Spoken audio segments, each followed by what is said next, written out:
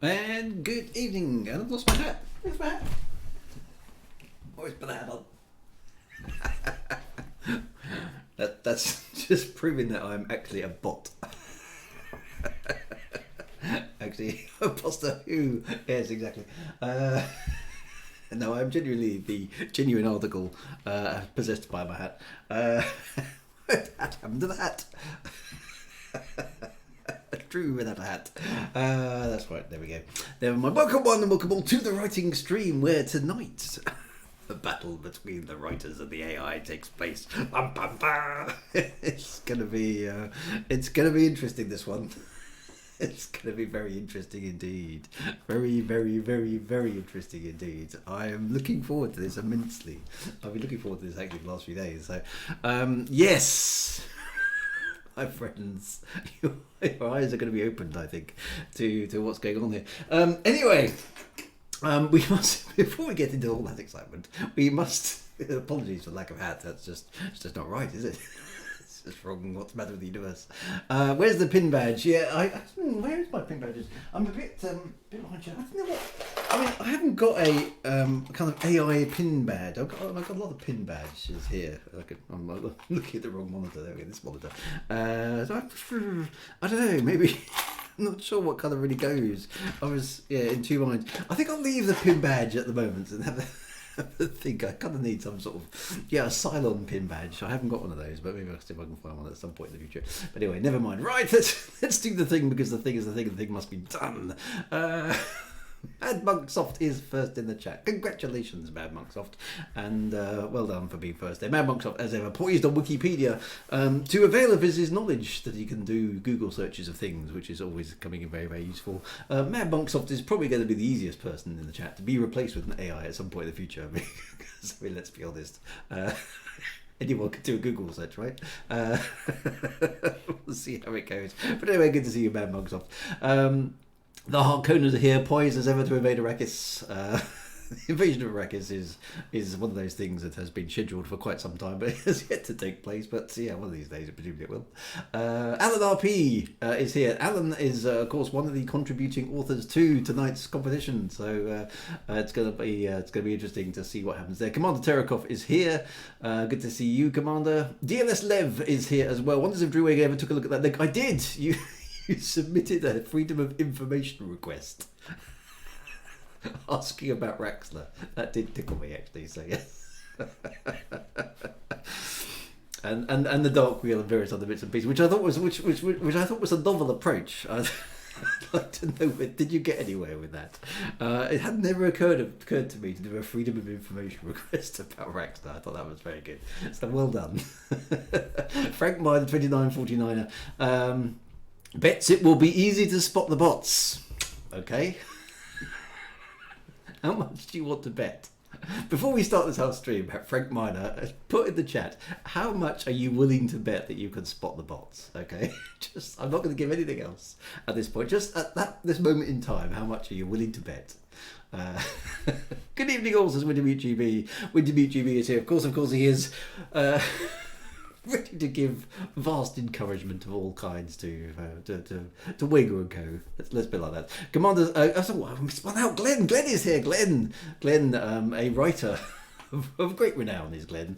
Thank you very much for popping in, Glenn. Good to see you as always. Commander Cedarwell is here with a Womble ensemble. Fellow purveyors of genuine intelligence. Not sure about that. That might be stretching it a long way, Commander Sea Dweller. Orkney Sean is here as well. Good to see you, Orkney Sean. Having recovered from his spell as chief engineer aboard Drew's not particularly well-functioning starship. Commander JR 1988 is here as well. Good to see you, Commander JR 1988. Always good to see you. Who else have we got in the stream now? Big 39GT. Good evening, all. I thought this was the MB Law Tour tonight. No. How many times do I have to say it's the 29th of June? That's Thursday, okay? So, yes. I feel a bit of a practicing in my Cobra. Well, there's worse places to be than the Cobra Mark III. Hey, that even rhymed. That was excellent. Arrakis is here. Yay! So the Arrakises are facing off the invasion of Arrakis. Good to see you. And there we go. So Apologies for lack of a hat at the beginning of the stream. If I missed anybody, probably BFC. Good evening, Drew. Good to see you as well. Thank you very much as well. Softly Sent Going Well is here. Drew generated AI. Yes, just a product of a deranged AI. That's quite scary. Haunted Loaf. That's an AI language model. That must do the thing because the thing is the thing. It'd be easy to replace me, really, wouldn't it? All it would need to do is say, what? I don't understand, and where's the tea? None can search like me, said Mad Monks off time. Unique.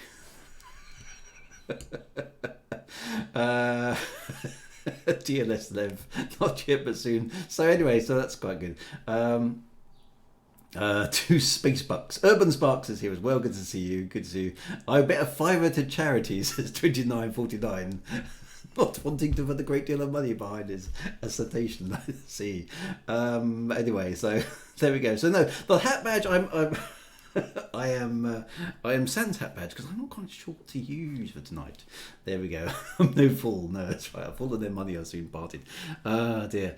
Right. So let's get on with it. Okay. So no further. Let's go back and just recap for the both of you. And can I just say for the benefit of the stream, I did have an entry from somebody who's not a visitor to our Discord, but is a lurker in the stream, and I won't give away his or her name because that would potentially contraband the or compromise, that's the word, the actual test. Now I have got your story and it's currently included, but you're not this will let this person identify the issue.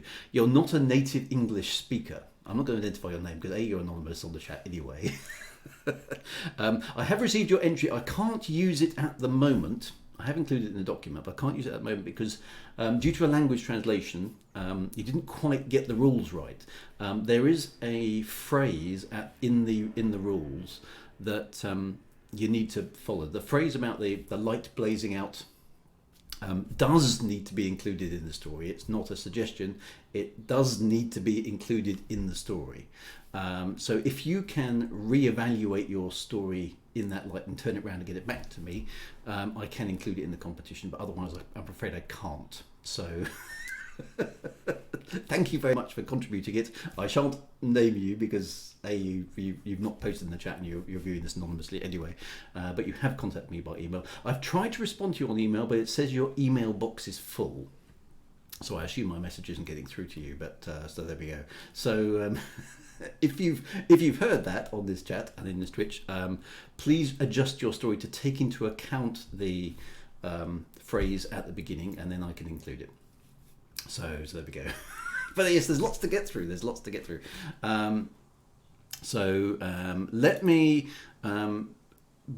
me go back to where we are and what we've got.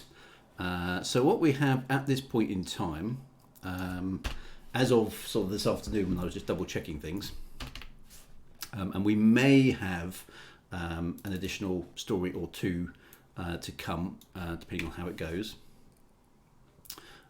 is currently we have 8 stories. Okay, 8 stories, and they are as follows. So let me bring it up, the competition, just so all of you remember where we were. Screen plus camera. There we go. Right. So this is the competition. Okay, that's the story. That's not actually the competition.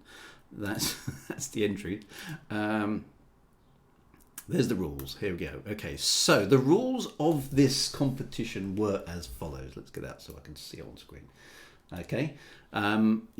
The task was plus or in total. So no, the total number of human entries is currently 5. The total number of AIs that we decided to include is 3. So there are 8 stories in total at this point in time, and that's what I currently have. Number of words. The competition basically says write a 1,000-word story. It had to be sort of science fiction genre. We wanted to have 3 characters in it, at least 3 characters. And the guidelines had to be imaginative and creative, avoid established tropes, and a twist ending. Okay. Evaluation criteria that we are going to use to decide whether these stories are really good. We were going to avoid points, award points for novel ideas, clever execution. Now, these are relatively subjective, but we're going to have to work with it. An imaginative twist that isn't guessed until revealed. An emotional punch to characters, realism and believability, and the kind of show don't tell, which is kind of good writing, but so up to 10,000 words. Yeah, sorry, not 10,000, 1,000 words. Points deducted for cliches and derivative ideas. Points deducted also for bad writing, so poor grammar, badly executed POV changes, excessive adverbs, clunky dialogue, unconvincing plot, unrealistic characters, deus ex machina, conclusions, resolutions. The things may apply. And tell, don't show, okay? The premise is we have 20 words to start the story, which everybody has to use, okay? So the 20 words, for some reason I haven't got them in this story, but let me just grab those. This is what the story needs to start with. Let me just whack that in there. So they are here. Those are the words that everybody has to start with, okay? And this is not necessarily the best piece of writing, but it's something we came up with last week or a week ago. A blaze of light shone out in blinding strength and intensity. Within moments, I think that's supposed to be it. Sorry. In moments, it was encompassing, dazzling, and emoliating. Okay, so that's how the story has to start. Okay, everybody's story has to start with those two sentences.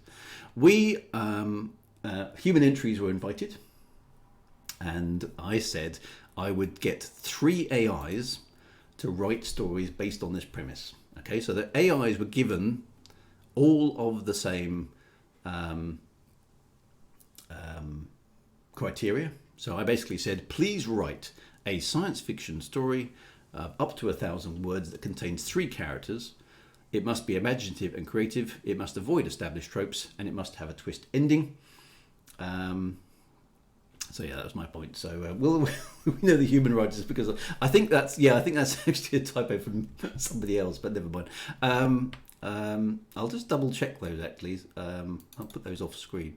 Where is it? Why isn't that showing up? There we go. Let's put that over there. That might have been me making a typo when I copied it across, because people send it through in different focus, different formats. I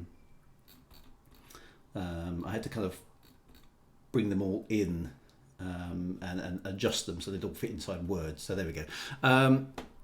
So anyway, so 20 words to start a story. That was it. The reason we had 20 words to start a story is pseudo-write won't start with anything else. It needs a prompt to write.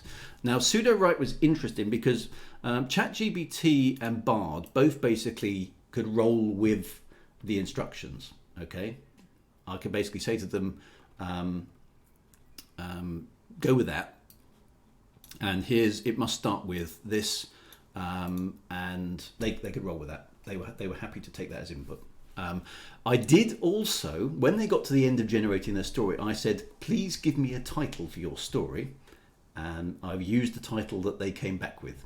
Okay, so the titles are also the work of the AI. Okay, with the AI correct, the typo wasn't there in the original submission, so it's okay. So just qualify anybody who doesn't have any typos. Yeah. So so yeah. So if you've got some grammar issues in there, there we go. Now pseudo-write was slightly different. Pseudo-write can't generate stuff just off the bat, so it needs some words to start with. So that's why we all had to come up with this. So we all use the same thing. So basically, pseudo-write took this. Now, pseudo-write, what it does is it takes that and basically you press the write button, and it basically comes up with some stuff, and then it stops after a certain point and goes, "What do you want to happen next?" And so I tried to take myself out of that writing process as possible. I gave pseudo-write the same criteria as everything else had. It has to be 1,000 words. I basically said, okay, I'll just keep generating. I'm going to select whatever the first option is. I'm not going to put any of myself into this. I'm just going to go, whatever you think is the primary option, just do it until you hit 1,000 words, and then we stop. And that's basically it. So I put no creative, none of my creative input into any of the AI stories. Okay, they're entirely on their own with whatever resources they have, right? Plot twist: the AIs write the first 21 words. Yeah. So there we go. So that's basically what it is. People sent them in. I did the AIs now, so I know which of the stories are AI and which ones aren't. Okay. What I've also tried to do is I've tried to format the documents so it pretty much looks the same. So I've stripped out weird and wacky fonts and anything like that. When we get to the end of the whole process and we decide it's great, we'll go through and have a look at the word counts and stuff. I actually on one of my stories I actually did manage to hit the exact word count, but I edited it afterwards. It's now less than 1,000 words, so you can't use that. So those were the rules. Okay, those are the rules. Okay, now we have had 5 human real writers submit stories, myself included. Okay, so I am one of the stories. What I've done is I've worked up a very exciting evaluation criteria spreadsheet. You could be impressed at my amazing spreadsheeting skills here. Okay, so let me zoom that up slightly. So what we have is 8 stories. Okay, 8 stories. And these are the titles of the stories, 5 of which, again, I stress, are human written, 3 of which are AI written entirely. Okay, with the titles that everybody submitted. And I have obviously stripped the authors of those out so that you guys don't know who wrote what.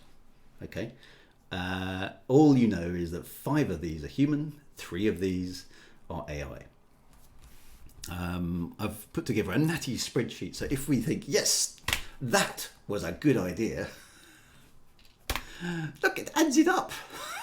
It does amazing stuff. But if we think, actually, no, that was a desperately bad cliche, we put a 1 in there and it takes it away again.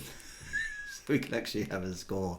My Excel skills are legendary. I'm not just a celestial warrior in space games, I'm a celestial spreadsheet warrior as well. But we don't even know if the people in the chat are human. Haunted Loaf says prediction: the blaze of light is ChatGPT. Well, we'll get into that. I'm showing off now. I know. Yes. So well, you see, the thing is that I'm actually reasonably good at Excel. I can actually do formulas and some various other bits and pieces and pivot charts and all things like that. But that's one thing that's going to go the way of the dinosaur, I think, because I believe Microsoft are embedding AI into the next generation of Microsoft Office. So you're going to be able to say things like, Excel, generate me a spreadsheet that does this, and it'll just do it. So does someone else get bad writing point for the first 2 words? No, because I wrote that, and that's amazing. So those other stories, we have Uncompleted Circle, The Blaze of Light, Bound by Blood, Common Goal, Mining a Rich Vein, Again, Igniting the Boundless, and Stellar Engine. Those are the 8 stories that we are going to start taking a look at. Now, what I'm going to suggest we do, because I'd like to give you guys an opportunity to read them at your own pace. So what I'm going to do is, what we'll do is we'll skim through them, looking for bits and pieces. But I'd like you guys to read them. So I'm not going to reveal. So this is cliffhanger stuff. I'm not going to reveal who wrote what in today's stream. I want you guys to actually read the stories and ruminate on them, and then we can kind of then do the final scoring next week. And then I shall reveal, and I want you guys collectively to guess what's what. And actually, it'd be fun to see, because, I mean, where are the stories? They will be in the Discord, they're not yet. I'll post them after the stream tonight, so you can go and have a read.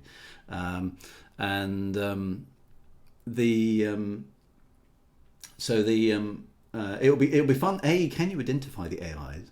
And B, can you identify from your friendly neighborhood, because basically all the human authors are here in the chat, I'm pretty sure. So can you identify who wrote what? More homework, yes. Assuming we can't score our own. So what I don't want you to do at this point is if you're in the chat, which obviously you are, and you've got the story in the competition, please don't reveal your story. If you want to comment on it,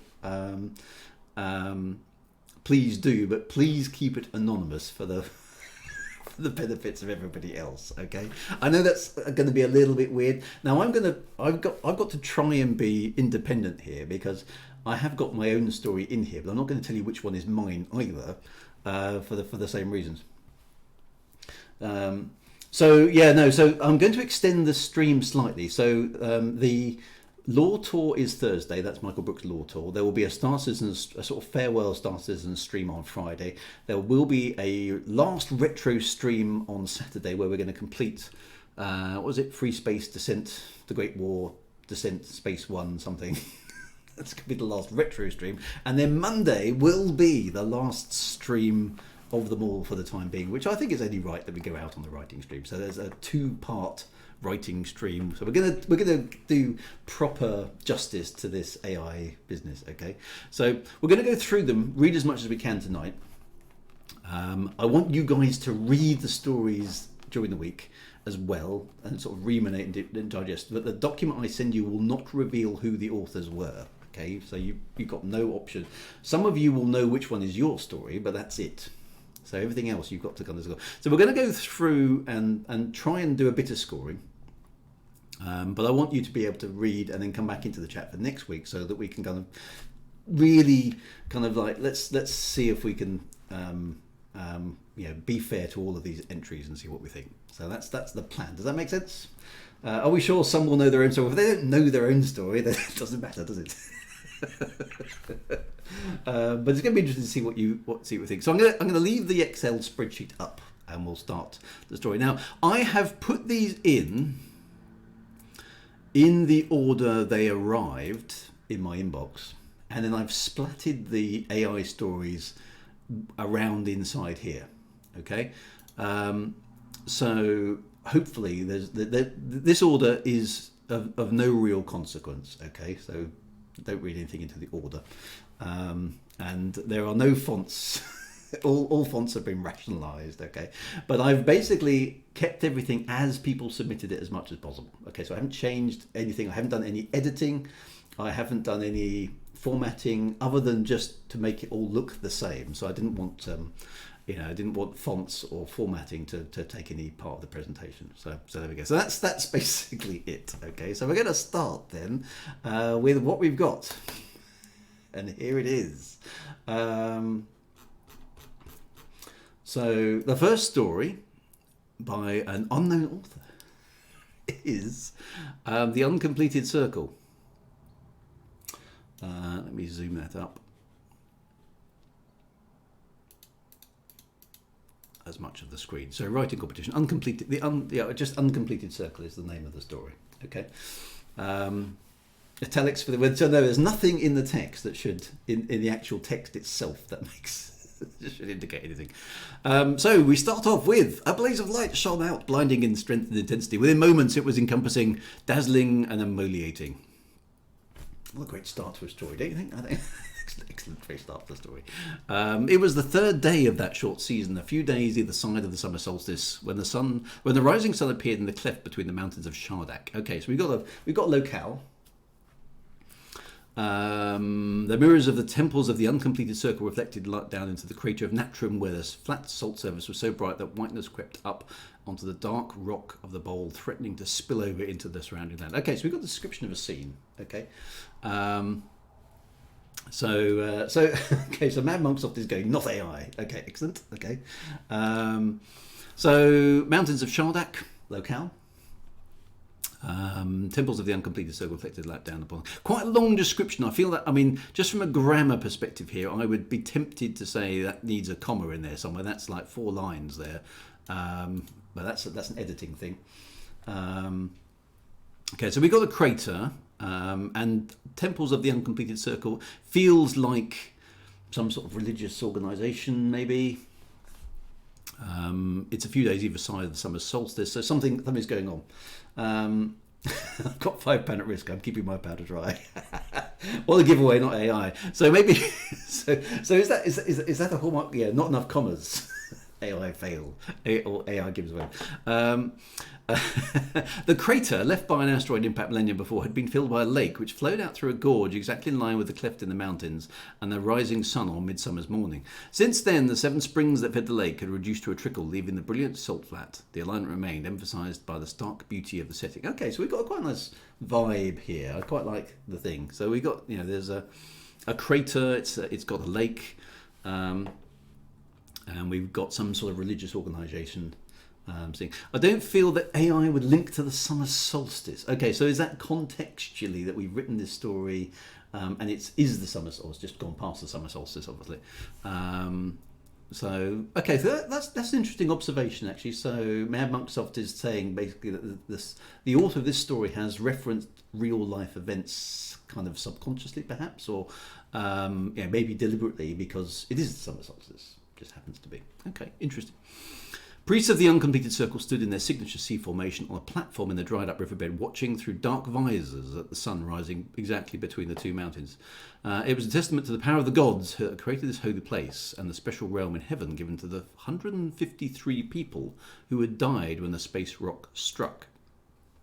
Okay, so it's a ceremonial event due to an impact that has occurred in distant memory, but there we go.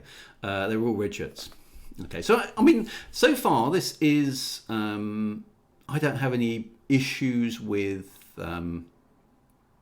this too much. I think we've got a nice locale. We've got obviously made up fantasy kind of science fiction-y locale.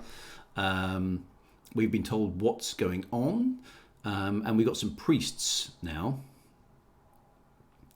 Who are doing things. I can see the author typing away at the keyboard, sweating like a good and cursing the big lamp. Have we? What our criteria? We need 3 characters. We haven't seen that yet. So let's see how it goes. The chief priest, whose name was a circle of 10 letters that no one ever pronounced in full, watched for the signal from the other side of the white expanse. Okay, 3 flashes of light representing pi. Nice. That's quite a nice little touch. Without the numbers after the decimal point, indicated that the crossing was about to begin. So that's interesting. 3 flashes of light representing pi without the numbers after the decimal point. So what does that mean? Does that mean 3? 3 flashes of light. Okay, so it represents pi. Yeah. Otherwise you'd be going to 1.4, 1.4159265, all that sort of stuff. Does the pi symbol count as a word in the work? I think it does, yeah. On the other side of the crater, 2 young men braced themselves for the task ahead. Okay, so we've got 3 characters, so there's a tick. Okay, instructions have been followed by whoever wrote this. That's good. Drunmore looked across at his rival Taraban, dressed as he was in a light blue cloak, designed to reflect as much heat and light as possible while still being visible against the salt. Okay, so there's quite nice here. There's lots of description that's telling us how arid and unpleasant this environment is. He had a water bottle at his hip, a wide-brimmed hat, good man, and dark wrap-around glasses completed the get-up.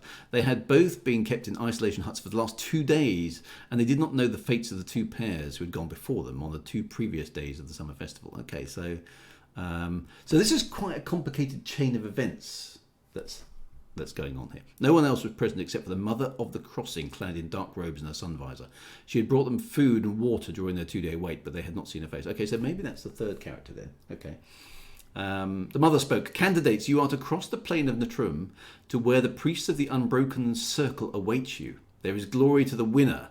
There are no rules except for the unspoken rule that you must discern with your hearts. You may begin. Okay, so it's really awkward competitions where nobody explains what the rules are. But if you get it wrong, you're in trouble. What did that mean, thought Drunmar. He wasn't one to come second. He was a winner. Taraban had no chance. They both set out at a steady pace. Rush, and they would become overheated. Dawdle, and they would not reach the other side before being overcome by the heat of the afternoon that would suffocate even the flightless white umbrella bird, whose ability to survive in deserts made camels look like morning dew. Okay, so it's just really emphasising how harsh this environment is. Okay, so crater, ancient explosion, lake,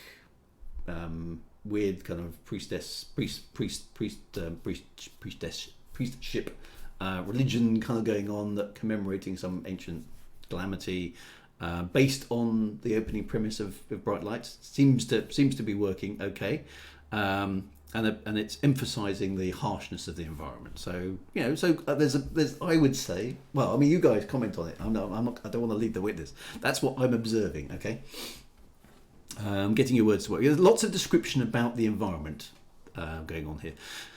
Okay, so the story's in sort of two stanzas. So that's the sort of first bit, and then the second one here. It was hard to judge distances on searing expanse, but Drunmore reckoned that they were about halfway across. He was starting to make out details of people standing on the platform in the gorge, which was now in the shade as the sun had swung around towards the south. His feet squelched in his boots from the sweat running down his body, and the air in his nostrils was almost hot enough to burn him. Okay, so it's pretty unpleasant environment. His water was more than half gone, but he was determined to make it. Ahead of him, Taraban stumbled, losing his glasses. Okay, so these are probably the visors that he was wearing, so that's probably not a good thing. On his knees, he felt around looking for them, but he couldn't see, and the ground burnt his hands. Okay, so presumably now Drunmore is now in that kind of, does he help his companion or not? Because they're in competition, obviously. Please help me find my glasses, says Taraban. Sorry, I seem to have stepped on them. Let me help you up. Drunmore brought Taraban to his feet, grabbed his water bottle and spun him around, pointing him in the wrong direction. Oh, nasty. Okay, so unpleasant meanness on behalf of Drunmore, which is good because this is characterization. Okay, so we're now learning that Drunmore is perhaps not the nicest of individuals, and Taraban is at his mercy, effectively. So presumably Taraban can, will die out here if he can't find his way out of this incinerating hell that he's in. The sun was nearing its zenith when Drunmore reached the top of the steps and onto the priest's platform. Okay, so he has just abandoned him. Nice. Okay, so Drunmore is an arse, basically. In the blessed shape of the canyon, okay, in front of him he saw what looked like a hallucination. The mother of the crossing was there with Taraban. Okay, so how does she get there? Good question.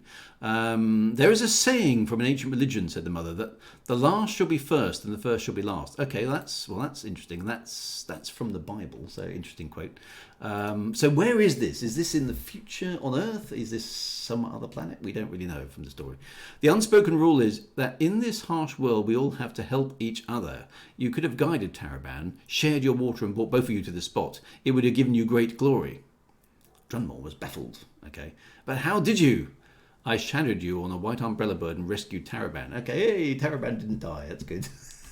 We passed you only a short distance away, camouflaged against the salt. For your penance, you will have to set out now to walk around the edge of the crater, drinking at each of the 7 springs until you return here. But that's impossible. It's nearly noon, Drunmore responds with. The loser yesterday made it past the 3rd spring. No one has ever made it to the 4th. And that's why they call it the uncompleted circle. Da, da, da. Okay, so basically they get rid of the arrogant winners by teaching the morality lesson. So, well, I mean, that was good. I thought that was all right. I enjoyed that story. Yep, I think it's got quite a lot going for it. So, I'm going to do some provisional scoring on your behalf. Okay, so uncompleted circle, novel idea.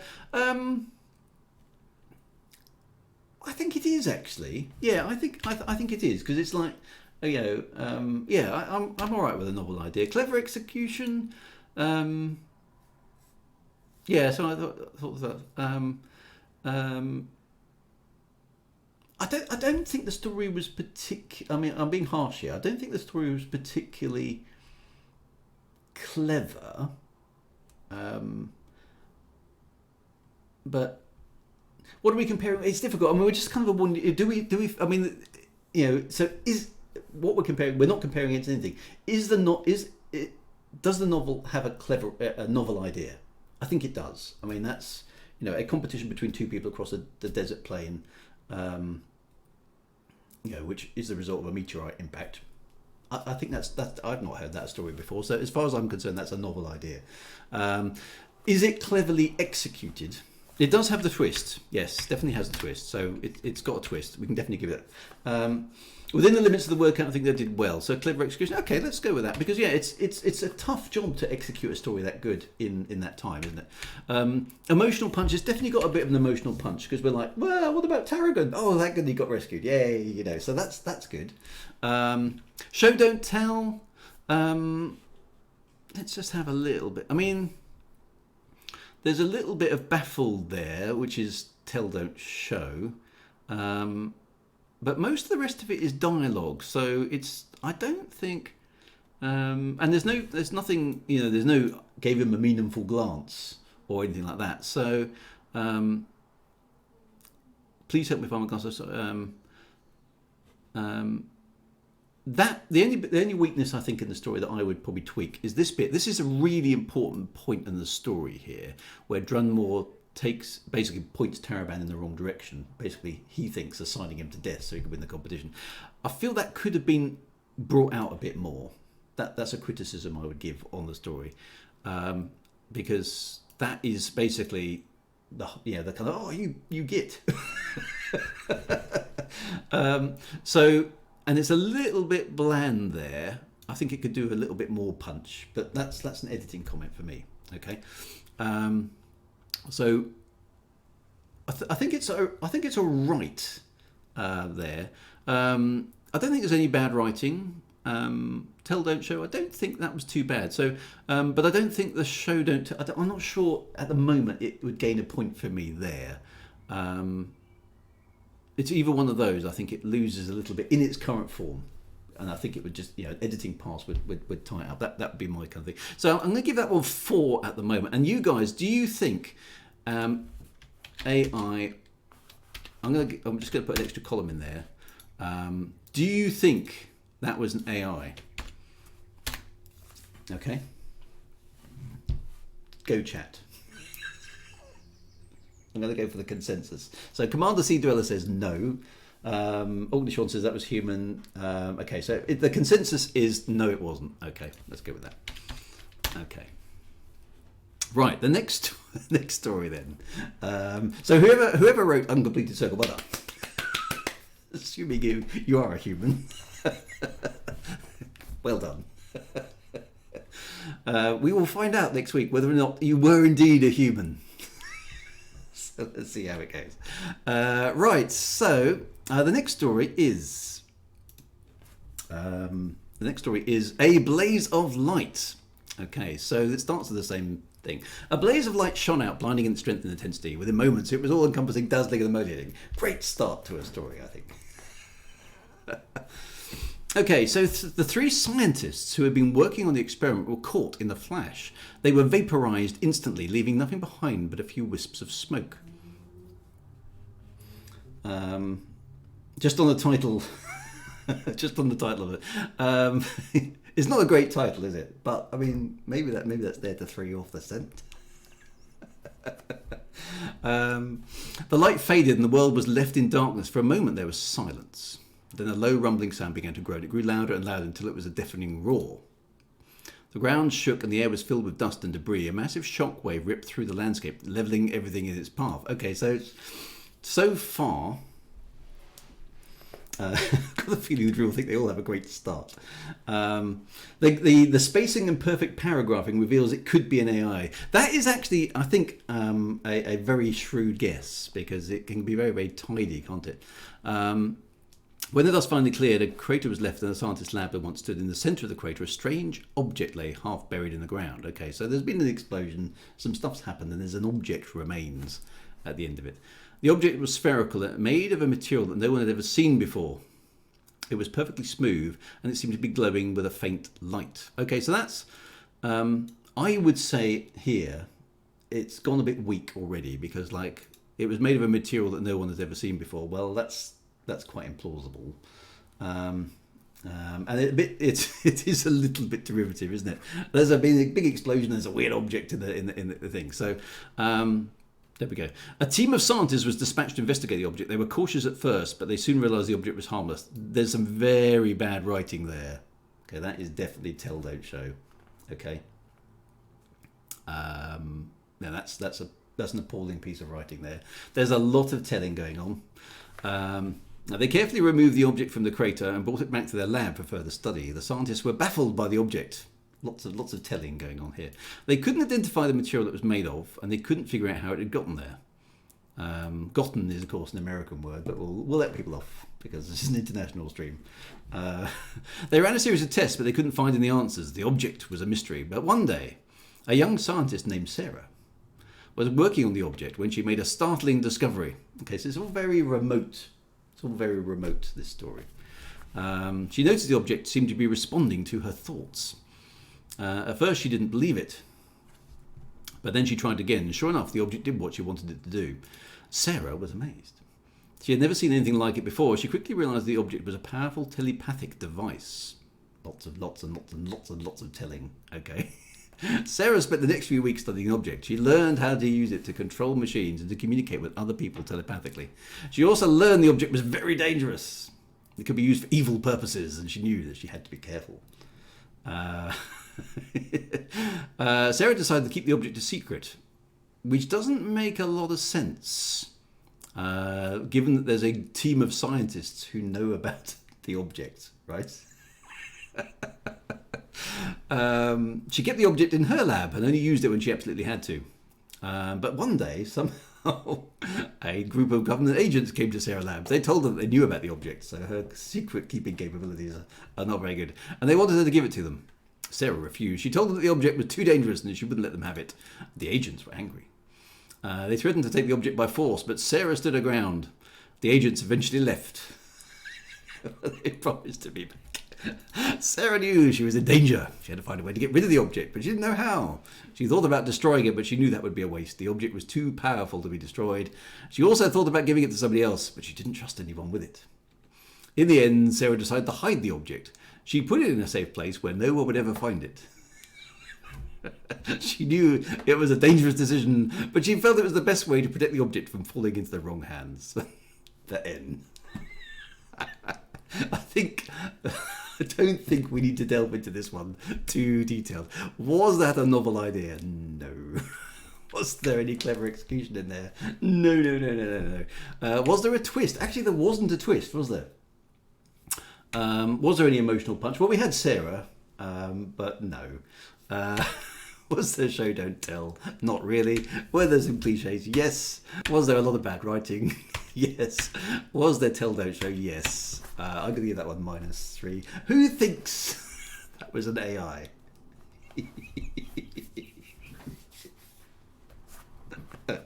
Go, chat. That was an AI. Yes, it was. Okay, says the chat. Answers to be revealed next week. Hard to tell, says Hawkney Sean. It was a Dalek, says Urban Sparks. Sarah gave it to Jenny for safekeeping. If that was a human. Well, to be fair, I have read worse. Okay. From humans. Let me just switch a light on because it's getting dark in here. Oh, the switch is over here. There we go. Which AI though? Well, 100% an AI, says Commander J 1988. Okay, so there we go. Onwards we go. So we've got 4 out of a possible maximum of 5. That one got 4. Out of a possible worst score of -3, that one scored -3. So there we go. Right, onwards we go. Bound by Blood is the next story. A blaze of light shone out, blinding in its strength and intensity. Within moments, it was all-encompassing, dazzling, and emollinating. What a great start to a story! I'm really into this. So I reckon Drew wrote that one to deliberately throw us off. That was my entry. Let's be honest. That's a really good idea, actually. I didn't think of that. The merciless atomizer pit growled like a beast in the Colosseum centre, vaporising its screaming victim with minimal effort. Okay, it's a nice way to start. So whoever's done this one, AI or human, has basically decided that there's an atomizer pit. That's a really, really good. So Hera dropped to her knees, her sweat-drenched red hair glued to her forehead as she soaked up rapturous applause from the thousands of fans in the Exoglade arena. She scanned the crowd meticulously for her twin brother, relieved to see him clapping and smiling with pride amongst their friends. Jared was legend in his own right. He had more than 10 victories than Hera, an astonishing total of 28, a record she was eager to beat. Okay, so we were introduced to the characters very quickly. Okay, so there's some sort of atomizing technology. It's kind of like, it's got a kind of Roman centurion Colosseum type vibe going on, where there's some sort of competition, but they seem to have got some high-tech influence in here as well, which is really good. Gears whirred beside her, sealing shut the gaping hole at the heart of the gladiatorial arena with a motorised metallic sheet. The atomizer had claimed its daily tribute, ready to be powered down for tomorrow's event and the unfortunate souls it would snatch. Hush settled across the stadium, the roars simmered down to a mere chatter. The great artificer in his royal robe stood from the golden throne, his jewel-laden hands gesturing for quiet. Okay, so quite intense already. Quite enjoying this. Hear me, he bellowed. Once again, the Graysonian runt exceeds expectations. Congratulations. Okay, so that's a bit denigrating comment. So good emotions here. Very evocative. Hera summoned the strength to return to her feet, reluctantly curtsying to the overweight tyrant. Ooh, look, there's it's one of those adverbs in there. Do tell me, child, whilst 'tis customary for two champions of gender, do the public not deserve one true champion, a consolidated warrior over all things? That's interesting. Okay, so who's saying this? Is that the great artificer? Artificer? I'm not quite sure how you pronounce that. The deafening applause echoed across the acoustics once again. Okay, so she's asking her to. Well, the thing is, he's setting her up to fight her twin brother, which is pretty mean, isn't it? Hera's mouth dropped open in despair as she turned her gaze from the artificer to her cherished twin brother by the sidelines. Okay, so slightly tell don't show there. Mouth dropped open in despair. That's slightly overwriting it. Artificer.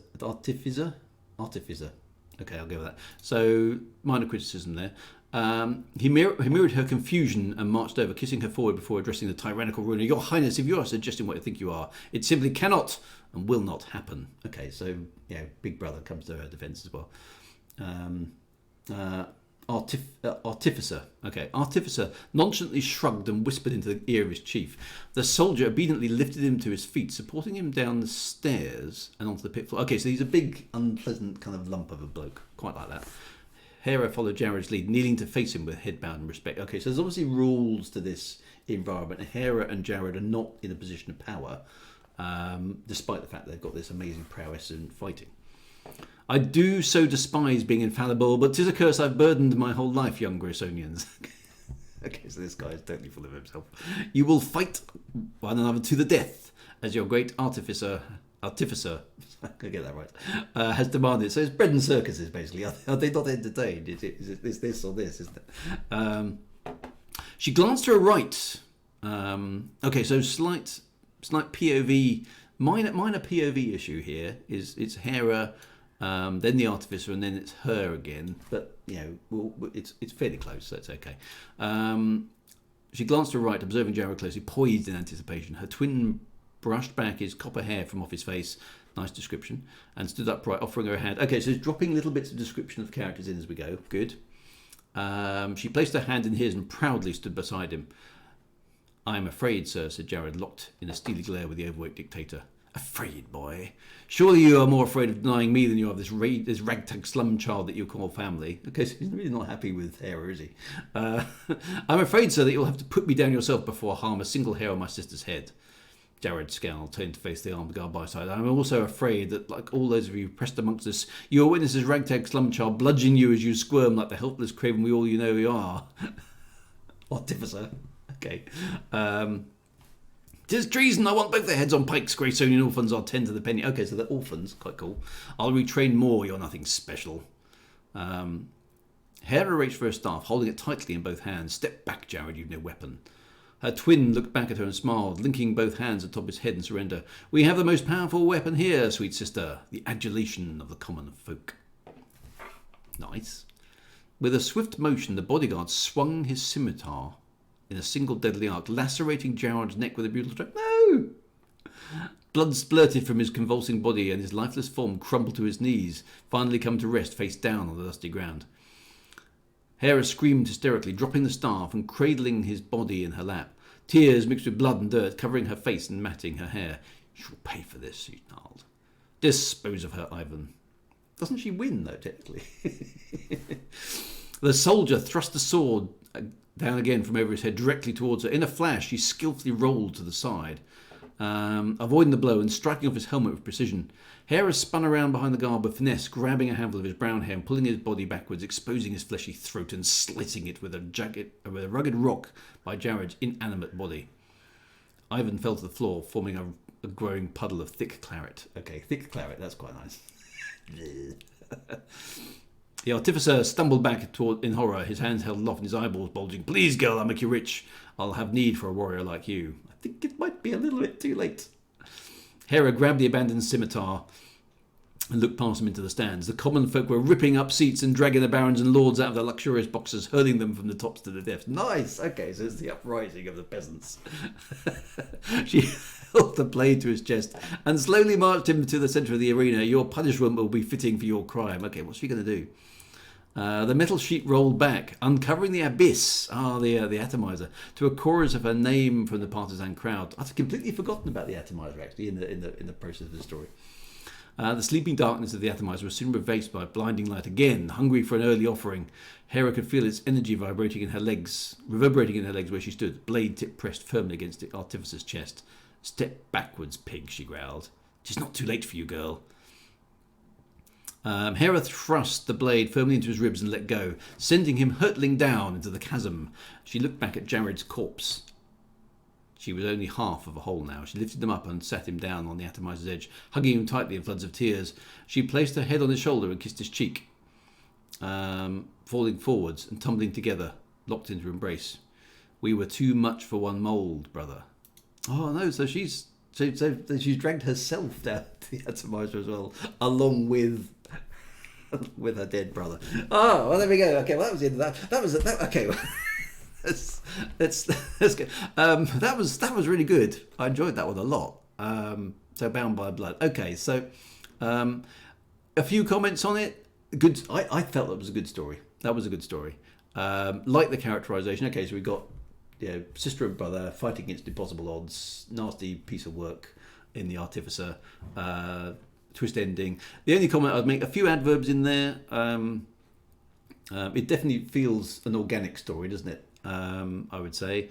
A little bit of tell don't show, but not very much. Some nice rich description of things. So I think that's quite good. So let's go back into here. So where are we here? So Bound by Blood. Is it a novel idea? Well, I mean, mixing high technology with sort of Roman amphitheatre, that's definitely a novel. I've not come across that before. Clever execution. I'm gonna let's give it a 1 there. Twist. Yes, there's a twist because I wasn't. I don't know about you guys, but I wasn't. I wasn't expecting her to commit suicide as well. So that's good. Emotional punch, definitely. I'd give it bonus points there. Show don't tell.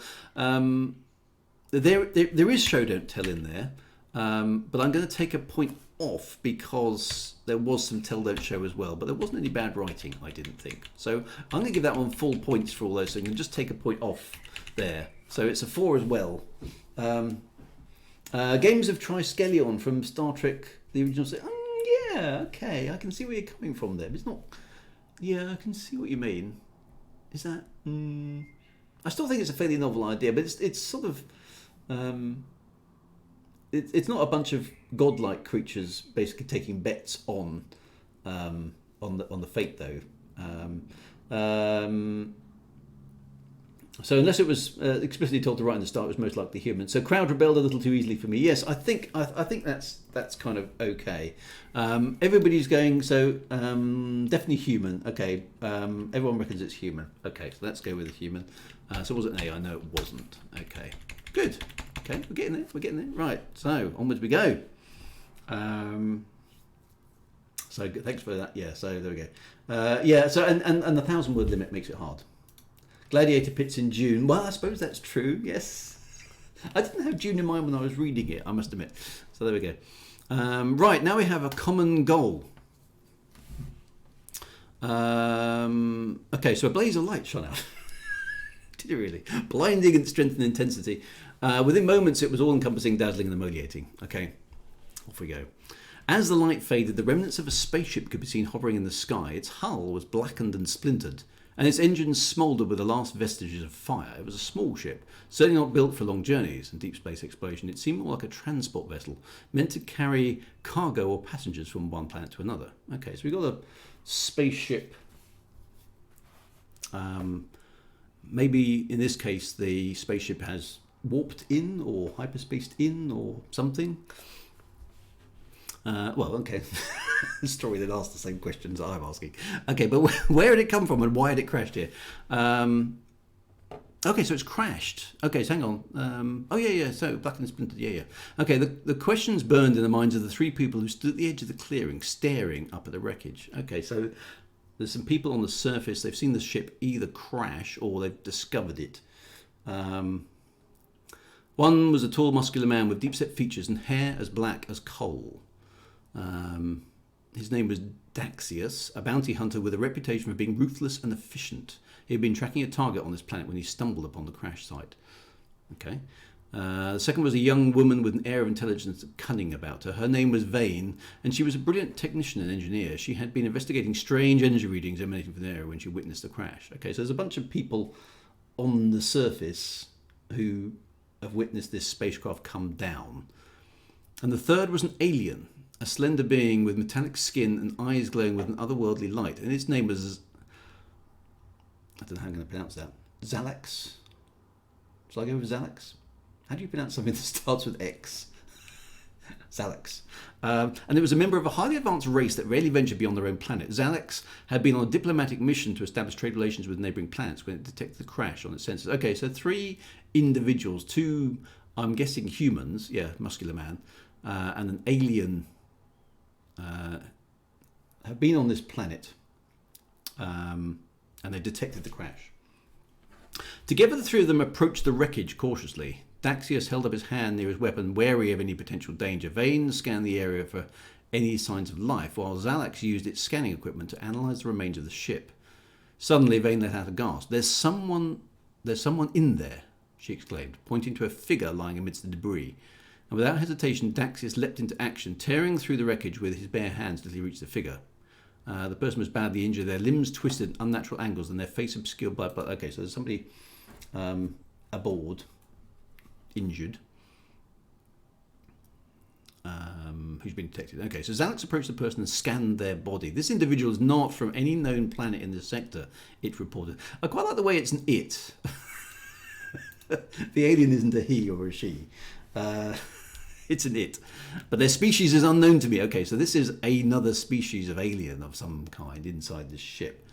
Vane stepped forward to assist Daxius in carrying the person out of the wreckage. As they lifted them, the person's eyes fluttered open and they let out a weak groan. Okay, so they're not entirely dead. I need to warn you, the person gasped, blood trickling from their mouth. They're coming. They'll destroy everything. Who's coming? Daxius demanded. But the person had already slipped into unconsciousness. Three of them exchanged worried glances. What did this mean? Just as they were about to continue their investigation, a loud whirring noise filled the air. Looking up, they saw a fleet of ships descending upon them. Okay, these are Artrax warships, Zalax said. There's a whole lot of stuff going on here. Its voice tinged with apprehension. We must go. Daxius slung the injured person over his shoulder and they all ran for cover. The Artax ships landed and a group of heavily armed aliens stepped out, their eyes fixed on the three figures huddled behind a tree. You have something that belongs to us, one of them growled, pointing a weapon at them. We don't have anything, Vane protested. You lie, the alien snarled. Give us what we want or suffer the consequences. Daxius stepped forward, his hand on his weapon. We're not afraid of you, he spat. The alien laughed, a cruel sound that echoed through the clearing. Suddenly, they lunged forward, their weapons blazing with energy. Okay, so there's a fight. There's quite, yeah, I think that's a fair comment, Gianna. There's a fair bit of telling here, but we've got the three characters. In the chaos that followed, Daxius fought with all his might. Okay, so we've taken a step away from the action here. Taking down one Artrax after another, Vayne used her technical expertise to set traps and deploy defensive measures, while Zalax used its advanced technology to create holographic illusions and distract the enemy. That's very tell, don't show. Okay, so we're not really in the midst of the action there. Despite their efforts, the Artrax were too many and too powerful. They had brought heavy artillery. No. And were systematically tearing apart the clearing. Daxius, Vayne, and Zalax were on the brink of defeat when a sudden burst of light blinded anyone. When they regained their vision, they found themselves in a different place entirely. They stood in an empty white room with no doors or windows. Okay, so they've kind of been kidnapped or abducted, or the injured person they had rescued was with them, unconscious on the bed. What just happened? Vayne asked, bewildered. Zalax scanned their surroundings. This is not any known location on this planet, it reported. We must have been teleported here. Okay. Zalax is a bit spocky, isn't it? Daxia scowled. Teleported by who and why? As if on cue, a voice spoke from an unseen speaker. Welcome to our facility, it said smoothly. We apologise for the rough handling, but we had to intervene before the Artrax got their hands on you. Okay, so who are you? Daxius demanded, his hand still on his weapon. My name is Nyx, the voice replied. I represent a group of individuals who have been monitoring your planet for some time. We have reason to believe the Artrax are planning an invasion and we need your help to stop them. Why us? Vayne asked. Because you three are the only ones who have managed to survive an encounter with them, Nyx said simply. And you each possess unique skills that would be useful in stopping their invasion. Daxius hesitated, unsure whether or not to trust this mysterious voice. Before he could say anything, a holographic screen flickered into existence before them. It showed images of destruction and devastation as the Artrax ransacked planets across the galaxy. If we don't stop them, this is what will happen to your planet, Nyx said gravely. Daxius, Vayne, Zalax exchanged determined glances. They may have been pulled into this situation voluntarily, but they weren't ones to shy away from a fight. We're in, Daxius said firmly. Excellent, Nyx replied. We'll provide you with everything you need to take down the Artrax, but be warned, they don't go down without a fight.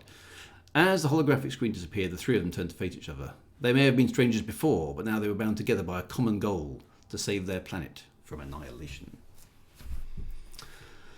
Okay, so that was a common goal. So we had three characters.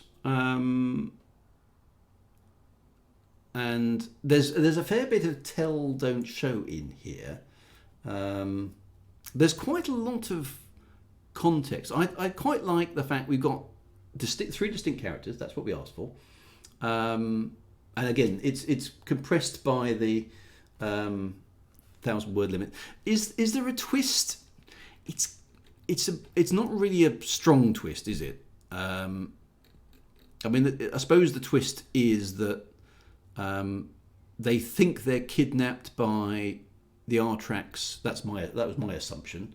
But then it's actually another organisation who basically wants them to help them defeat the Artrax. So that's, I suppose, the twist. It's a little bit of a weak twist, but it's not something I necessarily predicted. But that's because the story seems to chomp on quite fast. There's definitely a bit of tell, don't show. So yeah, I'd say it was a subtle twist, but it is a twist. It's there. There's use of holographics. You know, the characters are differentiated.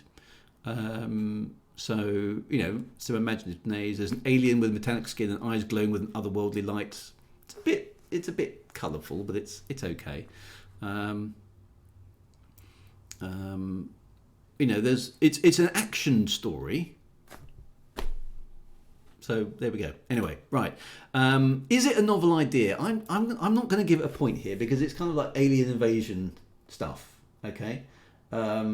So I don't think it's a novel idea. Is the execution clever? I think it's reasonably clever. I'm pretty happy with that. Again, all of these. I mean, argue with me in the chat if you disagree. Is the twist good? It's quite a weak twist. So can I give it? I'm going to give it half a point. Is that mean?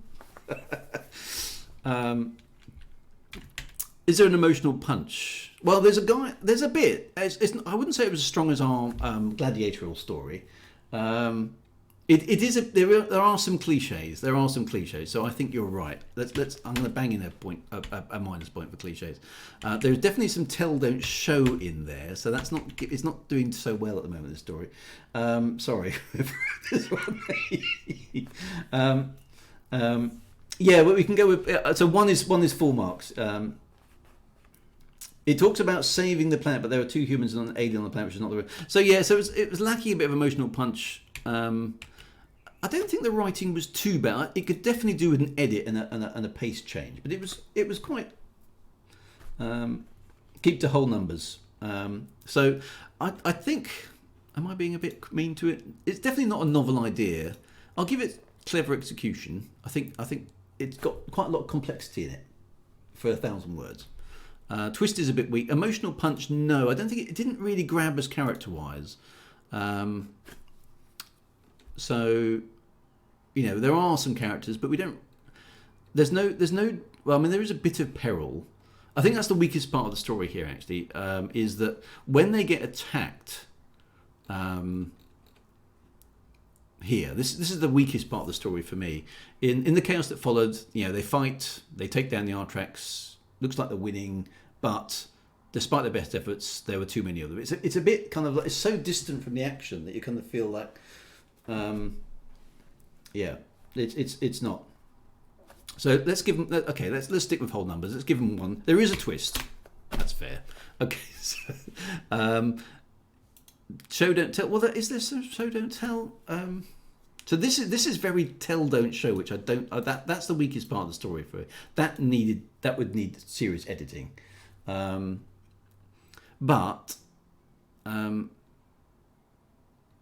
there. So, but here is a good bit of writing. Okay, who are you? Daxis demands, his hand still on his weapon. So that's sort of giving us that is show don't tell. He's got his hand on his weapon. He's ready to fight. Okay, so it's a bit, so. Again, but then it goes back to tell don't show again. So,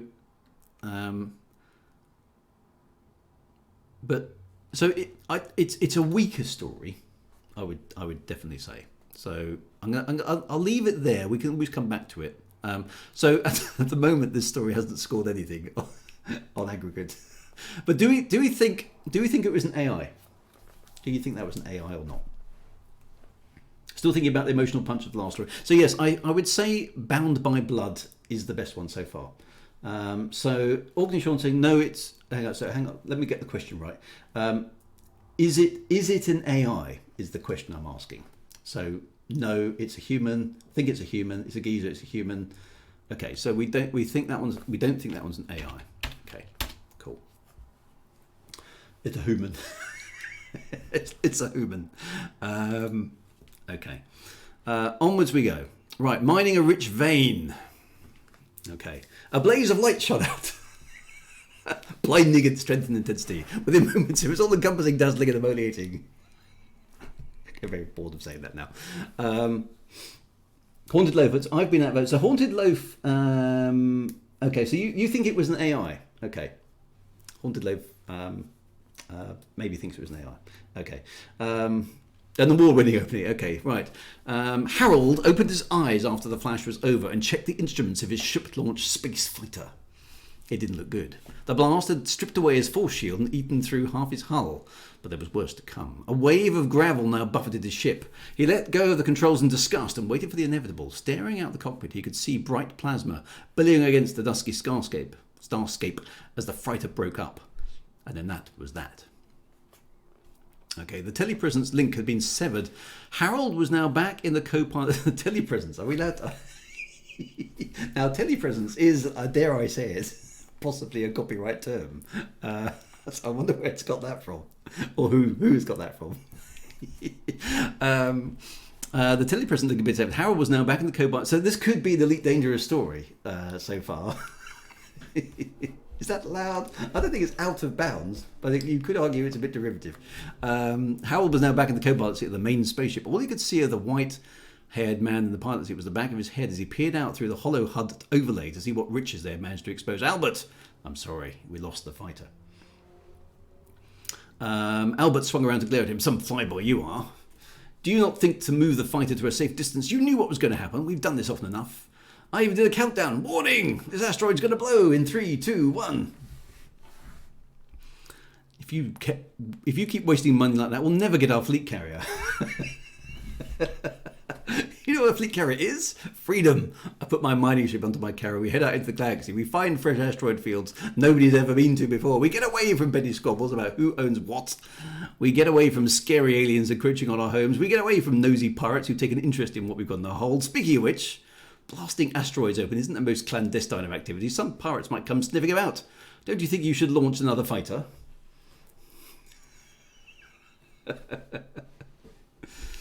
Flyboy. Harold never thought how he'd end up babysitting an old man. There's one thing about mining in belts far away from pirates. You don't need a crew to protect you from them. Maybe Albert dreams of fleet carriers, but his dreams were of severance pay. He was back out among the floating rocks. The dust had settled and the majesty of scenery was clear again. Harold pushed forward on his stick and the responsive little fighter was happily plummeted down. He presented himself that the star filtered through the myriad of asteroids. It was a spectacular sight. And of course it was a good place to check for pirates. They were lucky, no pirates were in sight. Harold swooped towards the main ship and watched the limpet drones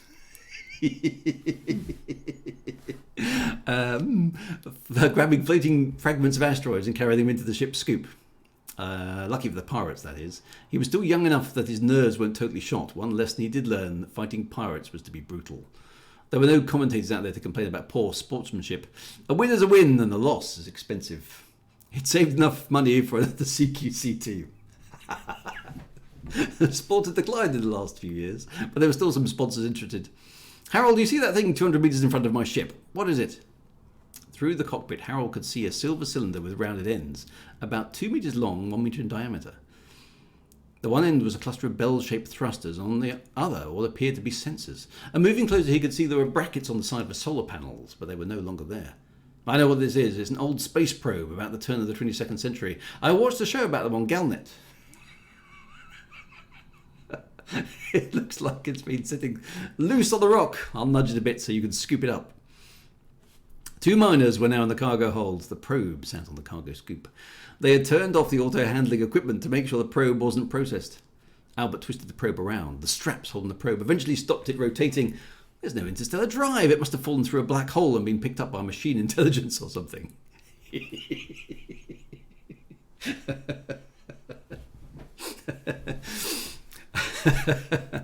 Harold stared at Albert. Aye, that, or someone took it with them and launched it from their spaceship. Interstellar drives were expensive. It was his turn to manhandle the probe and he unscrewed it open. It's a Q2X series colony processor. I think I can rig some power up to it. That Galnet show was about AI. These probes used ChatGPT-8. They were so intelligent they could be considered as human. There was no ChatGPT-9. After an AI won a Pulitzer Prize, a group of renegade authors bombed the open AI Corp offices.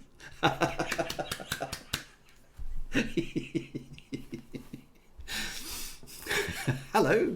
Our voice sounded just like an average male human voice, but from a speaker. I know this is going to sound cliche, but where am I? The cameras in the sensor housing were whirring around. As Albert walked towards the probe, the cameras fixed upon him. You're on a mining ship, the ARRC Hercules. I'm afraid I have some bad news for you. You've been out of commission for over 1,000 years. The asteroid belt. I did approach it with a rather too much gusto, but 1,000 years, eh? I don't suppose you could possibly hook me up to your computer to see what I've missed. Albert looked over at Harold, who just shrugged in response. We live in commercial times. There's got to be a bit of a quid pro quo here. You want access to our computers? You're quite the antique. Do you mind if we sell you in exchange? The probe spluttered. Sell me? Steady on. I can write you a story instead. The story starts with a blaze of light shot out, blinding instruments. Bravo. Whoever wrote that.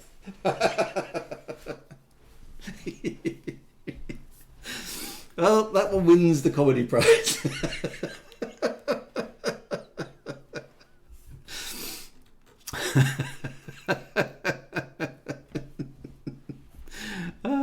So who do you think? It was a good twist, actually. Yes, it was. So mining, which I'm definitely going to give it a twist. Was it a novel idea? No, it wasn't. there was, that was very much not a novel idea.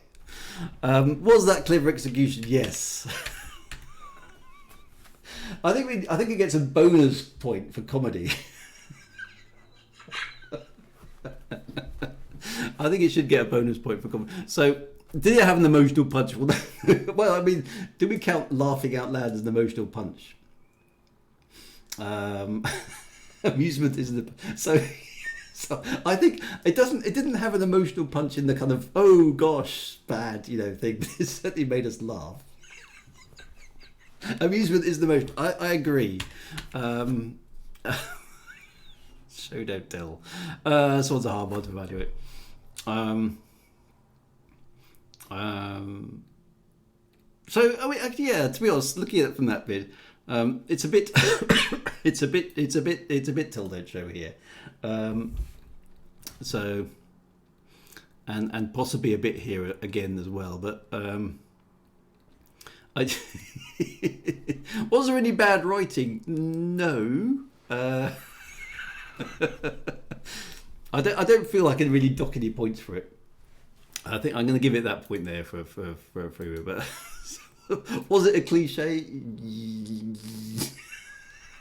It was. All the cliches. Yes, it was definitely all the cliches. So,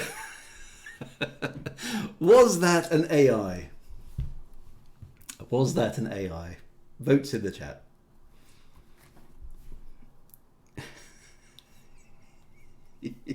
Should have avoided cliches like the plague. I don't think it was. It was me. Okay, so you guys are voting for that to be true, are you? Was this true? Question mark. If that's an AI, I can see why it won the Pulitzer Prize. Human. So yes, AI says a racket. It's a trap, but no, human, not an AI. Okay, so we don't think that one was an AI. Okay. Yeah, a human with a hat.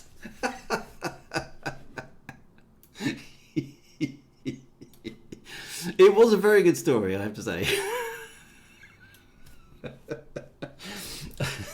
Not true. I don't think he'd laugh that much of his own story.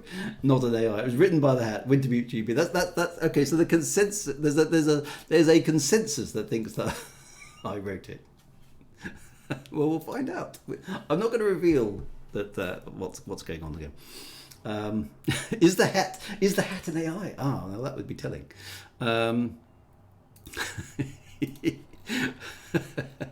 Anyway, right. Onwards to the next story, because we're going to crack and get all through the ones that we've got.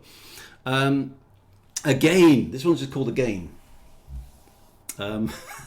Which is quite apt, actually, considering how the story starts.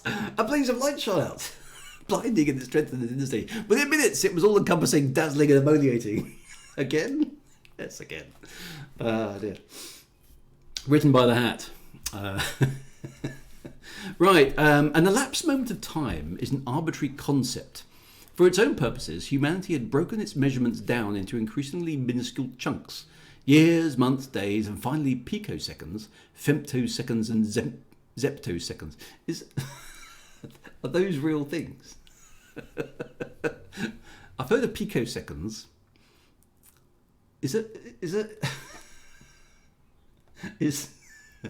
it's emoliating. That's how I say it. Immolating. No, it's immolating, isn't it? Not emoliating. Immolating, sorry. They are real things. Okay, that's good. Femto is definitely a thing. Suffice to say, okay, maybe I should just keep reading. Suffice to say, a zeptosecond wasn't a very long period of time for anything to happen in, but that was all it took. A researcher looked up from a monitor, the glow of the display reflecting in a large pair of glasses perched on the end of her nose. Around her were dozens of other screens, all illuminated with graphs, sensors, outputs, and charts. The power level is nominal, Kate said. No anomalies. The QT manipulator is charging. Subatomic analysis all show green, her companion replied. Vacuum field measurements are good. We're recording at 10 terabytes per second. That should give us enough resolution. Okay, so these guys are, well, the lady's a researcher. We don't know who the other person is yet. They're doing something technical, aren't they? Because there's a QT manipulator and some vacuum field stuff. Whatever it is. And whatever it is that caused the blinding light in this particular story happened really quickly, presumably. but we don't know exactly what happened at this point in time. Andreas tapped in. Okay, so this is the second person. Andreas tapped in the Sirius commander to the interface, puffing out his cheeks and pushing a lanky flop of greasy hair out of his eyes. It'll eat the storage in no time, Kate said. Bean counter problem, Andreas replied. I heard that. Okay, so third person. In the room, the third person in the room was leaning back in a comfortable sofa pushed up against the far wall. Dressed in an ill-fitting suit, he sat forward, turning around a paper cup in his hands before crushing it and chucking it towards a nearby bin. He missed. How much longer? The man demanded. Until when? Andreas asked, not turning from his work. Till we get some results. You know how much this is costing the firm? Andreas paused. He looked up and caught Kate's gaze. She mouthed no at him, accompanied by the teeniest shake of her head. Andreas heard the man get up and stomp across. Andreas could see his impatient features reflecting in the bezel of his monitor. Did you hear me? The man demanded. Yes, boss. Andreas answered with a sigh. Answer the damn question then. The results will be available after the run, Andreas replied, keeping his tone level. Andreas lurched as his chair was wrenched around. He recoiled as his boss's face loomed in his vision. That's not what I meant, you know it, the man said. We've been bankrolling this for nearly 18 months. When do we get a result? Soon. That's not good enough. Question marks. Andreas heard the gasp as Kate recoiled on the other side of the bank of monitors. Listen. Pt2, is that? Pt2, yep. Andreas held up his hands. We're really close, but this stuff is complex, dangerous even. There are protocols we've got to follow. Pt2 straightened. Andreas took in the flushed, chubby face, the goatee moustache, and wrinkled his nose at the faint stench of stale sweat that wafted over him from the bigger man. I'm here to ensure stakeholder returns, Pt2 said. You two geniuses have spent billions. All we've got is pretty charts and graphs that go up. We've got multiple exabytes of data, Kate said, stumbling to her feet, her voice a high-pitched staccato. Dozens of avenues of research to follow. Pt2 looked across at her. Andreas heard a stuttering apology and she fell silent. Out of the corner of his eye, he saw her slink out of sight once more. But she's right, Andreas said, swallowing. We've got several promising approaches. It will take...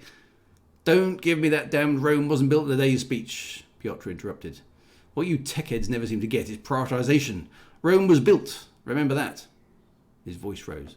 And it was built because people like me got people like you to stop screwing around wasting time. Goatee moustache. We're not just dealing with a new type of battery for a cell phone, Andreas said. This is major league power generation. There've got to be safeguards. Like these, Pt2 demanded, reaching across the desk. And he grabbed a stack of memory cards and knocked them flying. Gigabytes of documentation, safeguards upon safeguards. You've probably written safeguards on the use of the damn safeguards. We're not trying to win best conducted project management team here. We're trying to gain a competitive advantage in the marketplace. Are we clear? How is it pronounced? Pt2? Or just Peter? I don't know. Andreas' eye twitched as he looked at the mess of memory sticks. One fell from the console and rattled on the floor. And go with Pt2. Pt2's voice dropped to a whisper.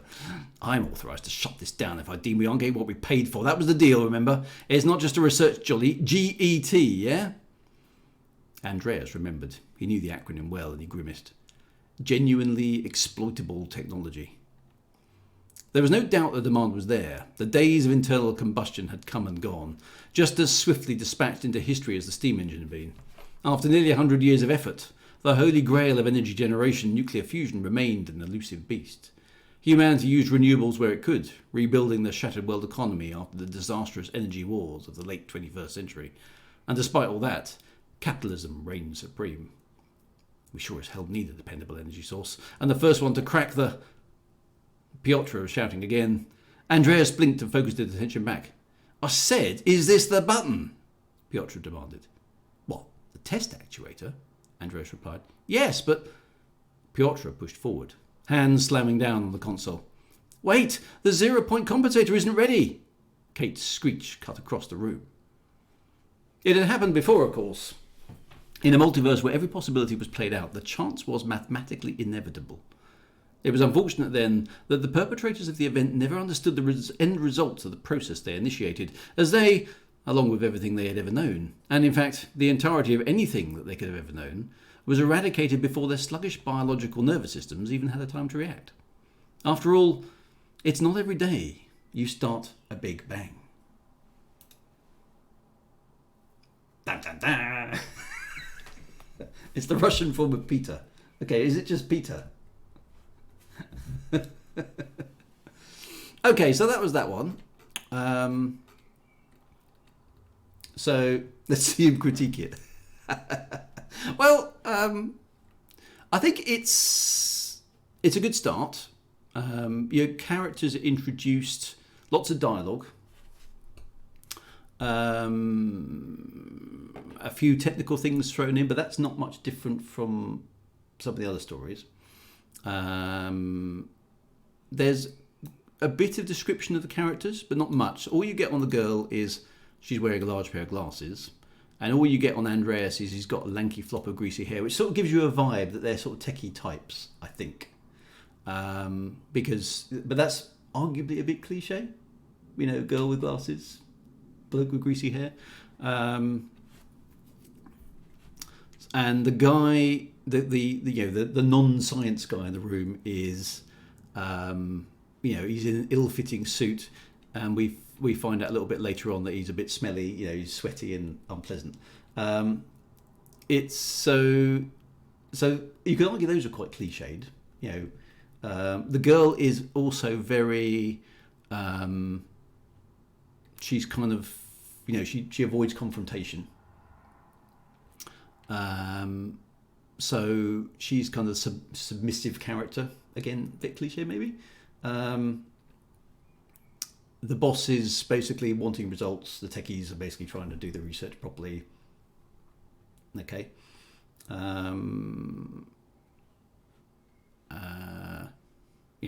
they're doing something. There's a room. I think the dialogue is okay. The characters feel quite kind of believable. Is it an original story? It's kind of, boss overrides the techies. Techies basically say, no, you can't do that yet because the thing, and then the boss basically does it anyway. It's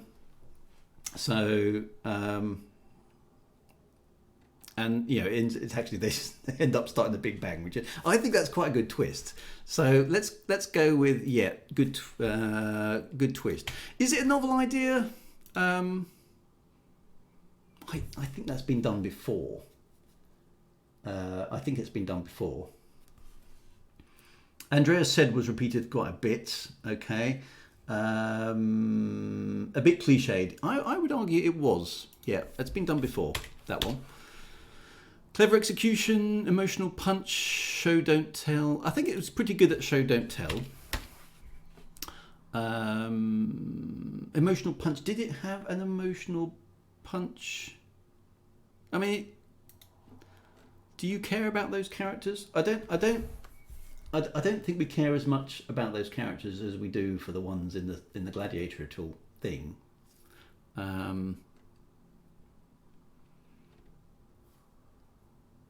No, so I don't think it has too much emotional punch. It's not, the characters are believable, but had time to get to empathise with them a bit. Character care level is low. I care. Go whole numbers, give it one. All right then. So there's a bit of emotional punch. Is there any clever? Was it a clever execution?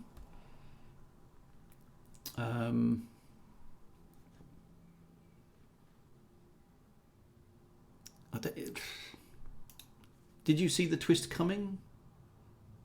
Could we feed these stories to an hour and ask it which stories are I don't know. It was well written there, clever execution. Okay, we'll go with that. All right, let's do that. That's that one. Writing quality I thought was okay. Tell Don't Show. I think it was one of the better ones for Tell Don't Show. I don't think there's much Tell Don't Show in there at all. It's heavily dialogue driven story.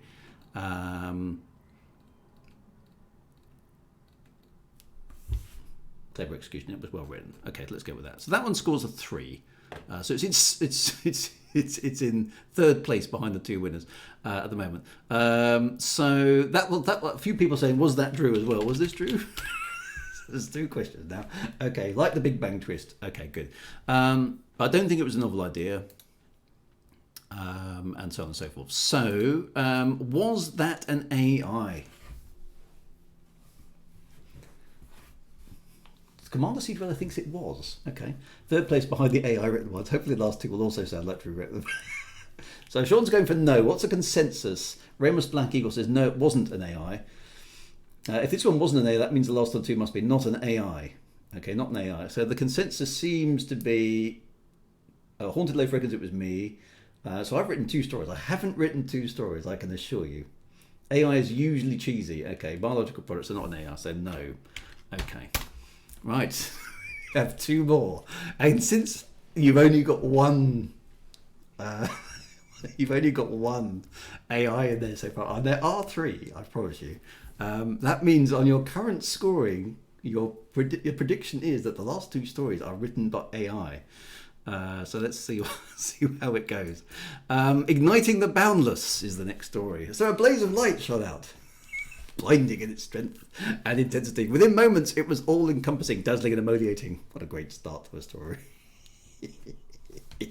The inhabitants of the small town stood frozen, their eyes wide with a mix of awe and terror. The mysterious light engulfed everything, consuming buildings, trees, and even the people themselves. Okay, so this explosion, bang, bang, bang, bang. By the way, first time chat from Remus Black Eagle. Welcome to the stream, Remus Black Eagle. Good to see you. Amid the chaos, 3 individuals found themselves inexplicably untouched by the fiery brilliance. Marcus, an astrophysicist with a sharp mind and a tendency for skepticism, was accompanied by Maya, an artist with a wild imagination, and Ethan, a street magician, with a penchant for mischief.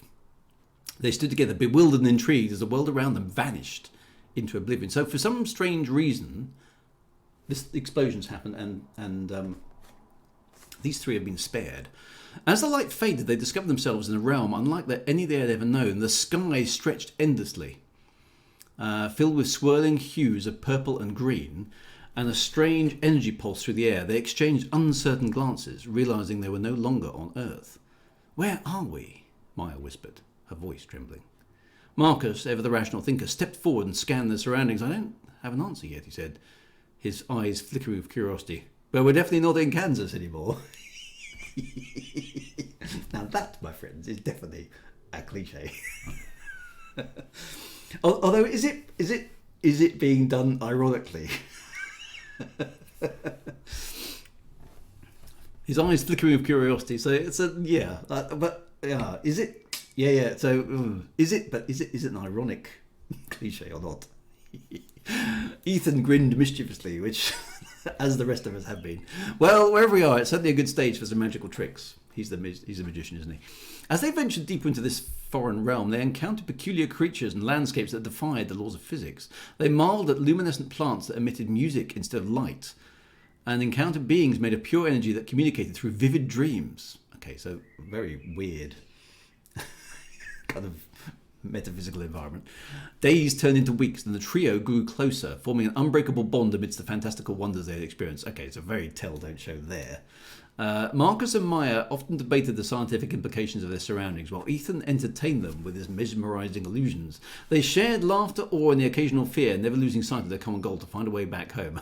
That's a bit Dungeons and Dragons, isn't it? Okay, so quite a lot of tell, don't show going on there. Finally, after months of exploration, they stumbled upon an ancient chamber hidden deep within a floating island. Glyphs adorned the walls, narrating the history of the realm. Marcus translated the text with painstaking care, uncovering a secret that shed shivers down their spines. The light that brought us here was not a natural phenomenon, Marcus revealed, his voice tinged with concern. I think that's pretty much a given. It was a conscious act, a deliberate extraction of individuals who possessed exceptional imagination and perception. Maya gasped, "But why?" Marcus paused, his eyes searching the glyphs. "This realm, it feeds on creativity. It draws inspiration from the minds of those it captures, fueling its existence. The light sought us out because we are the catalysts of imagination." Oh, the space birds, yes, they are sitting in the trees out there. Ethan's eyes sparkled. I quite like that, actually. That's quite good. So the realm feeds on creativity. It draws inspiration from the minds of those it captures. So you're sort of sucked into this realm, and it basically makes itself out of your inspiration or something like that. Ethan's eyes sparkled this time. So we're like its life force. If we're its fuel, then perhaps we have the power to control it. Aha, cunning plan.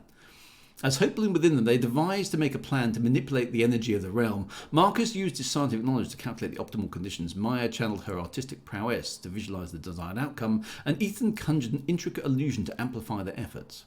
With hearts pounding, they activated their plan, directing the creative energy of the realm towards a singular purpose, returning home. The realm shook, tremors echoing through the vast expanse as reality itself seemed to warp and bend. And then, in a blaze of light that mirrored their arrival, they found themselves back in their hometown. They gasped, looking around at familiar sights and sounds that had once been taken for granted. Relief washed over them, but a lingering question remained. Was it all a dream? Years passed, and their extraordinary adventure faded into the recess of memory like a hazy mirage on the horizon.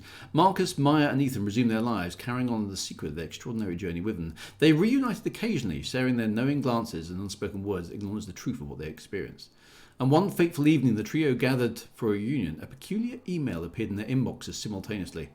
The sender remained anonymous, and the message contained only a single line: "Remember what you left behind." Curiosity ignited within them. Their hearts raced as they contemplated the mysterious message. Could it be related to their journey? Were there more secrets waiting to be uncovered? They decided to meet at the old observatory, a place where their adventure had begun. As they ascended the winding stairs, a sense of anticipation filled the air, mingling with a hint of trepidation. The observatory's dome opened, revealing a breathtaking expanse of stars, a sight that once inspired their dreams. Suddenly, a holographic projection materialized before them, depicting their journey through the realm they had long believed to be a distant memory. The hologram revealed a shocking truth. The realm was not a figment of their imagination, but a parallel dimension coexisting with their own reality. The sender of the email stepped forward, a figure cloaked in shadows, revealing herself to be a fourth member of their group. Her name was Aurora, a brilliant physicist whose mind had been trapped within the realm for years before she discovered a way to communicate with the trio. She explained that the realm, known as Lumina, was dying. Its life force, fueled by the creative energy of beings like themselves, was fading away. Aurora had devised a plan to save Lumina and preserve the balance between dimensions. The light that brought you here was not just a one-time event, Aurora explained, her voice filled with urgency. Lumina needs a new generation of catalysts, individuals with boundless imagination to keep it alive. Marcus, Maya, and Ethan looked at each other, their eyes gleaming with a mixture of understanding and determination. They had found their purpose once more. With Aurora's guidance, they embarked on a mission to recruit others who possessed extraordinary creativity, seeking out artists, scientists, and dreamers and innovators from all corners of the world. Together they formed an alliance, determined to awaken the dormant potential within humanity and forge a symbiotic relationship between Lumina and Earth. As Lumina flourished, the realm's vibrant energy began seeping into their own dimension, fueling a new era of innovation and artistic expression. People awakened to the extraordinary possibilities hidden within their minds, pushing the boundaries of science, art, and imagination. And so, the blaze of light that had once transported Marcus, Maya, and Ethan became a beacon of hope, forever connected in the realms of Lumina and Earth.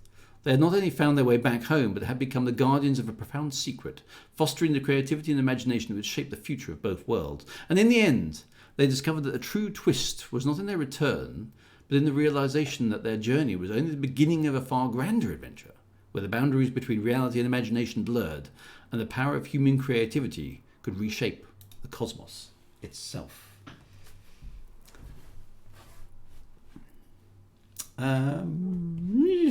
Okay, interesting. There is a twist, and the story tells you there's a twist, which is slightly ironic.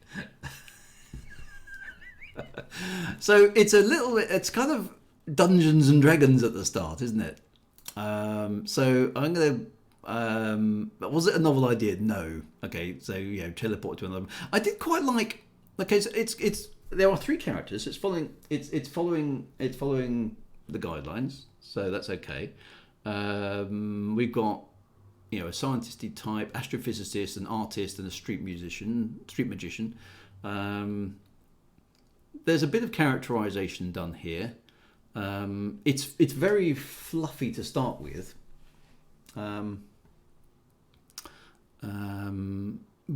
The characters are okay. So there's a scientist, there's the artist, there's a magician. Yeah, a bit cliche there. They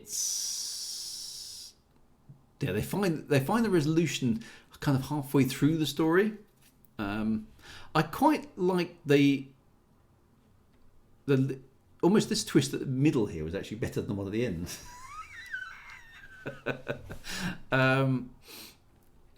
But it's not an original story. There's definitely some tell don't show going on here, so that definitely there's a negative there. Did it have a twist? I mean, the twist. The story actually mentions that it's got a twist, which I must admit something that I've never tried. And there are 4 characters, so it does. I think we said at least 3, so I think that's okay. We are now the 4th one. The twist is that there's another person basically, and they're connecting these 2 realms together. So it's kind of a never-ending story, isn't it? It's got that vibe, you know. You must believe, otherwise this other place fails to exist. It's not a twist if it tells you it's a twist. So yeah, that's an odd way to end, isn't it? That's an odd way to end. So it's.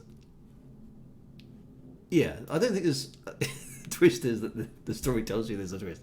I think it was reasonably clever. I'll give it a point for clever because it's strung together a whole bunch of things. And again, it's a 1,000-word limit, so it's quite hard.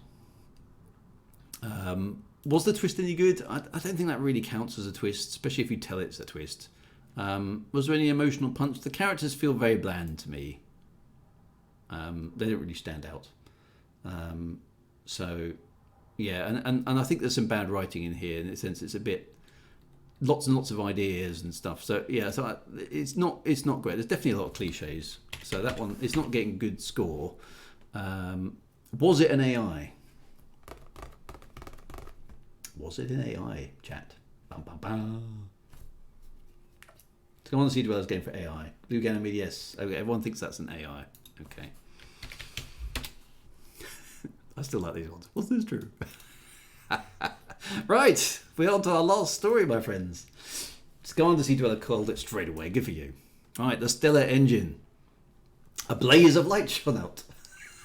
Blinding in strength and intensity. With the moments it was all-encompassing, dazzling and immolating even. Go me, says Commander Sea Dweller. Well done. The Earth lost in a blaze of solar plasma. Damn it! Another failure, cried Dr. Hayden Borden, slamming his palm onto the desk. The flashing red words hung in midair, taunting him, with a holographic orrery behind, filling the darkened bedroom in his apartment. I'll never solve this time for the presentation. A hand clapped onto his shoulder. Hey, don't sweat it, man. It's not the end of the world. Very funny, easy for you to say, D. Your dad's got you set for life. Figuring out the key to interstellar travel could make or break my career. Oh, I like that. So this is prior to the invention of interstellar travel. That's quite cool. Borden turned to his housemate with a glint in his eye. Imagine, with this stellar engine, we could explore the galaxy without ever having to leave the solar system. Okay, so that's interesting. How's that going to work? So what's the problem? Borden tapped his keyboard and the hologram reset. It showed a bell-shaped megastructure in a close orbit around the sun. The thing's unstable. It siphons the stellar matter just fine. The jets work perfectly. But after 23 years of operation, it wobbles, veers out of alignment and cooks us. No matter how I balance things, the result is the same every time. Eesh, that doesn't sound good.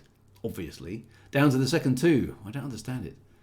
Dee shrugged and turned towards the door. That's a real puzzler. But you're the math whiz. I'll leave you to it. He paused and then glanced sideways long at the weary scientist.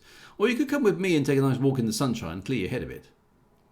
Borden shook his head and hunched back over his terminal. Can't. Got my supervisor breathing down my neck. Need every minute I can get. Dee flashed a toothy grin and said, I have faith in you, Hayden, before slipping out of the room. The phone rang and Borden grimaced. He fished it out of his pocket and looked at the screen. Chris Wakeman, hollow chat. Of course it was. As if Borden needed that right now. Micromanaging busybody. A little more passive-aggressively than would have been professional, he swiped up on the screen and a face flickered into the space above his phone. Dr. Borden, please tell me you found a solution for us, Chris said, ruffling his thick moustache. Nothing wrong with a thick moustache. His square head, a very punchable block.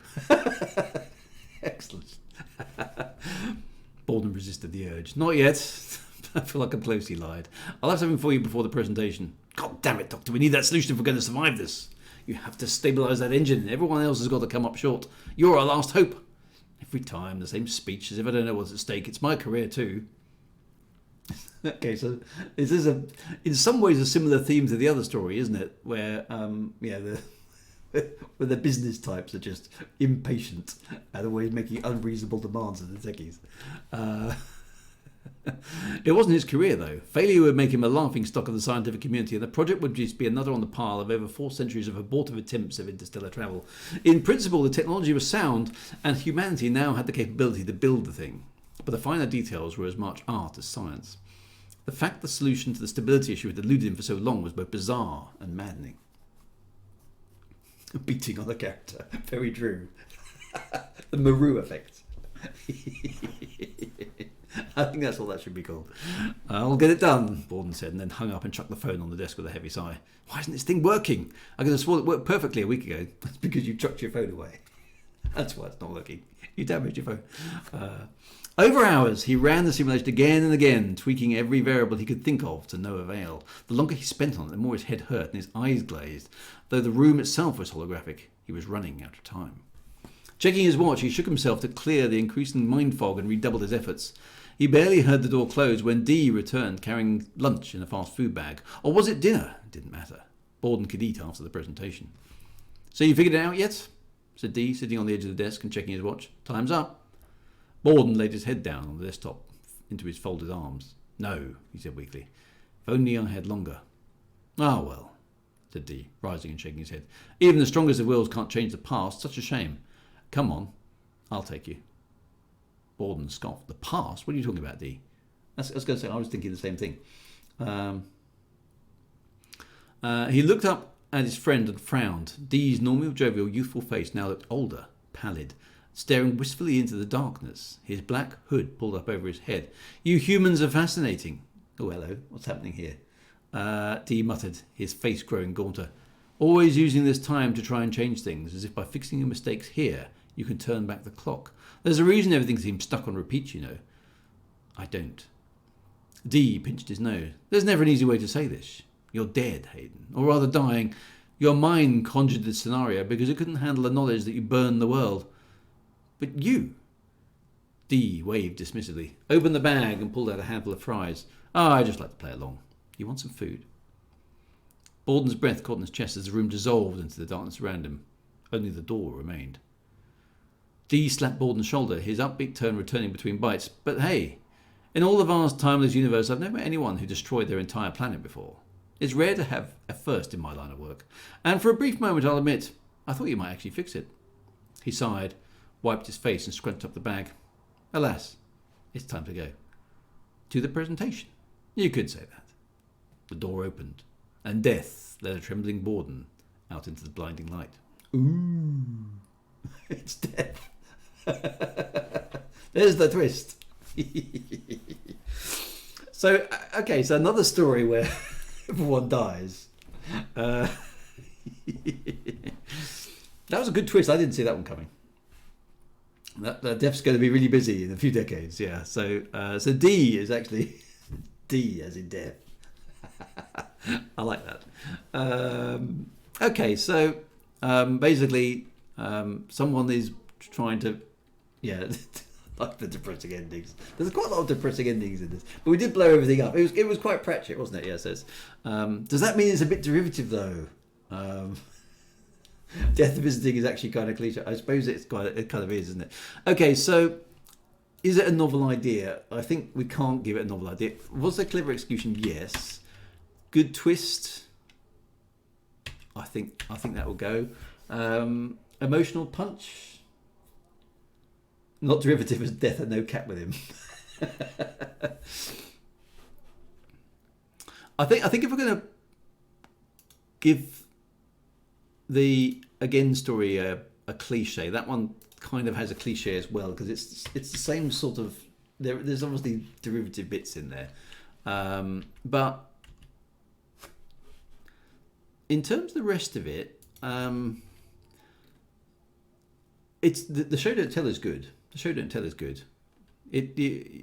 So I like D sitting on the edge and checking his watch. Time's up. That's quite nice. There's a bit of an emotional punch as well, yeah. So I think that's fair. I would go with an emotional punch, and that's quite good. So that gives that one a 3 as well. Not seeing a lot of telling, no. So it's pretty well written. I think that's quite good. Was that an AI? This isn't Druids. Says with Dimitri. It's hard on the story being last on the intense cramped reading. It is hard as well. Orkney Sean's not sure. Most people are going with it was a human. Human, I think, says Haunted Loaf. Okay, so no, it wasn't an AI, we think. Okay, so what that we have then, it was it Drew leaning to humans, says Glenn R. Frank. Judging on the basis of things, I think the bad ones are AI. If it's AI, it's a bloody good one. That's not Drew. One of the elite references could be AI. So that was the elite one, mining a rich vein, wasn't it? That was the elite one. Apologies for everyone. Well, bad is relative. I mean, and it was a very contrived thing. I mean, this is quite hard work. So we've got two stories that kind of won, and I would argue, based on the response from the stream, that everybody's favourite story was Bound by Blood. Is that fair? I think that one there is everybody's favourite. So if you disagree, let me know. But I think that's what we got from the stream. Third for me, yeah.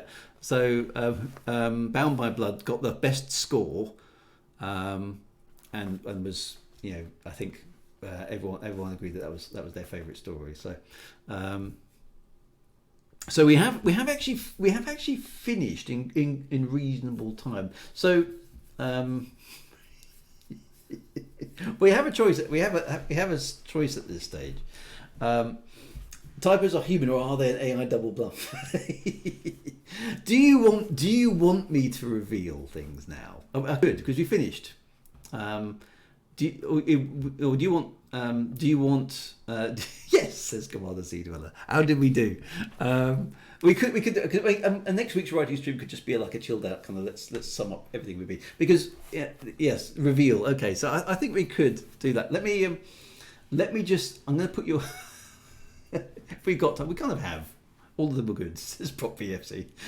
We have we got time? We have got time, because I can go on a little bit. Let me put you on hold then, and I will add in the authors of the stories, and then I shall reveal them, because next week we'll review one of your books. Next week should just be an Uber waffle. Show us everything for Monty. Right, okay. Let me put you on hold for a moment. I'll leave the. I'm just going to take you back to the starting screen while I do some prep. So it will only take me a couple of minutes at most. Hang on. Bear with me. Bear with me, my friends.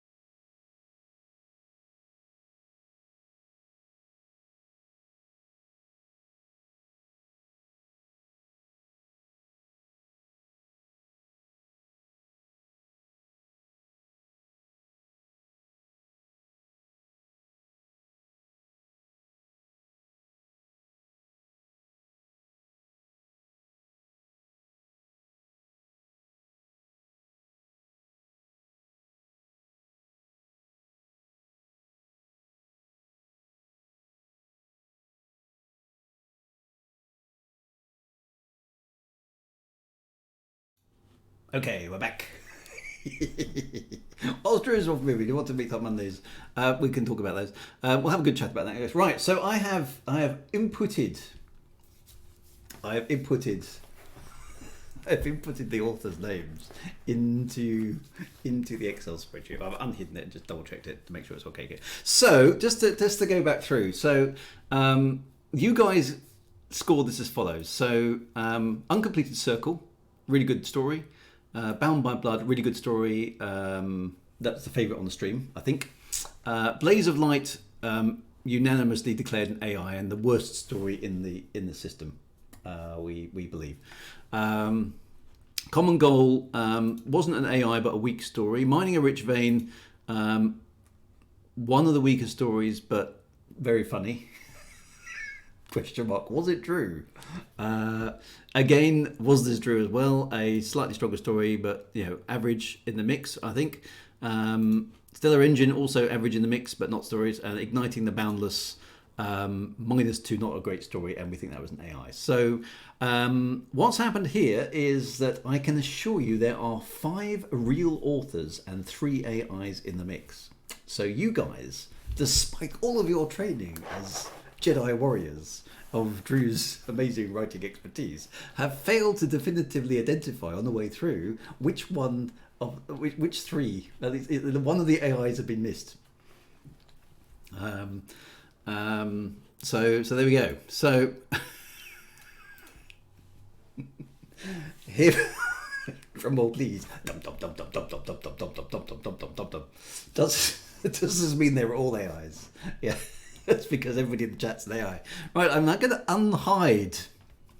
I'm going to unhide the missing column here, which is the author. The author, AI used a pen name.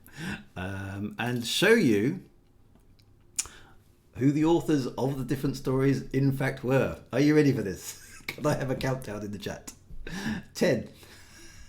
That's a 15-second delay. When you get the 10, just keep counting down, okay? Just keep typing in 10, 9, 8, 7, 6, 5, 4, 3, 2, 1. Okay, go. You've got to start at 10 when you meet GV.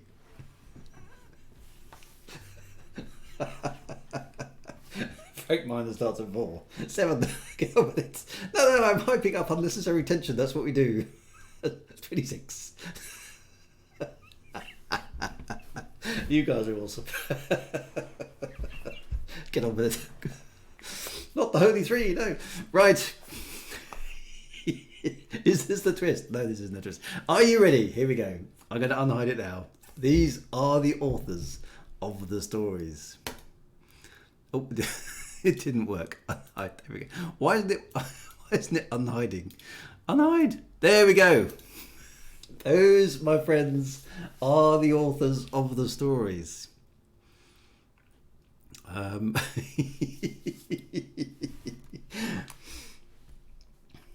Boom.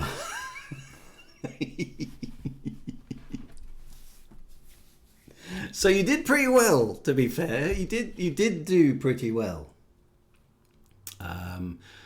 You correctly identified 2 of the AIs. Haunted Loaf was wrong about which AI, what he called it. The one that sneaked past, not with a great story, it has to be said, but one that did sneak past, Arrakis, I spotted it. I spotted the artificial intelligence. Common Goal was a weaker story, but it squeaked through the censors and masqueraded successfully as a human. But it was in fact ChatGPT. So Uncompleted Circle was basically, okay, let's just recap. Uncompleted Circle was Alan Payne's story about some prophets striding across a burning wasteland and one of them effectively murdering the other one. That was that story. The Blaze of Light was the story about Sarah and the strange object, which was very, very weak and rubbish. That was Bard. Bound by Blood was the one with the sister and brother in the amphitheatre kind of Colosseum thing. Common Goal was the one with, I'm just trying to remember what ChatGPT wrote about, actually. Let's go back. Common Goal was about, the aliens, Daxius and the Vane and the alien Zalax. That's that one. And uncovering some the Artak ships. So that was that one. Mining a rich vein was the Elite Dangerous story. Well done, Frank. That was very, very funny. Again was my story. That was the one with the Big Bang happening. Igniting the Boundless was pseudo-right without any prompting from me. And Stellar Engine was by Alan K. Dill. So Frank did very, very well. So Frank's definitely won on comedy. I think Philip takes the prize for overall good story, because it was a good story. Alan specifically tried to come up with things that that's interesting, actually. So yeah, Alan tried to include features that I thought an AI wouldn't come up with. Okay, so when I wrote mine, was thinking to myself, well, I'm going to write a Drew Wager story because that's who I am. So you were definitely spotting Drew Wagerisms in the story. Which is very good. I'm glad about that.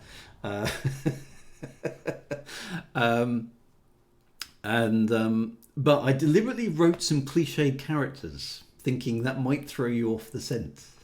So I was deliberately not making my story the 100% as good as I could make it, to sort of see if it was weak enough to trip you up. So I was playing a little bit of a game there by hopefully not writing to my best. Dirty little trick. It didn't work. No, it didn't. I didn't do it badly enough. Sorry, you did. Well, obviously it's my test. I'm allowed to do what I like. Why have I just deleted Alan's title? There we go. Which was mine again? Mine was, again, that was the one where they accidentally triggered the Big Bang.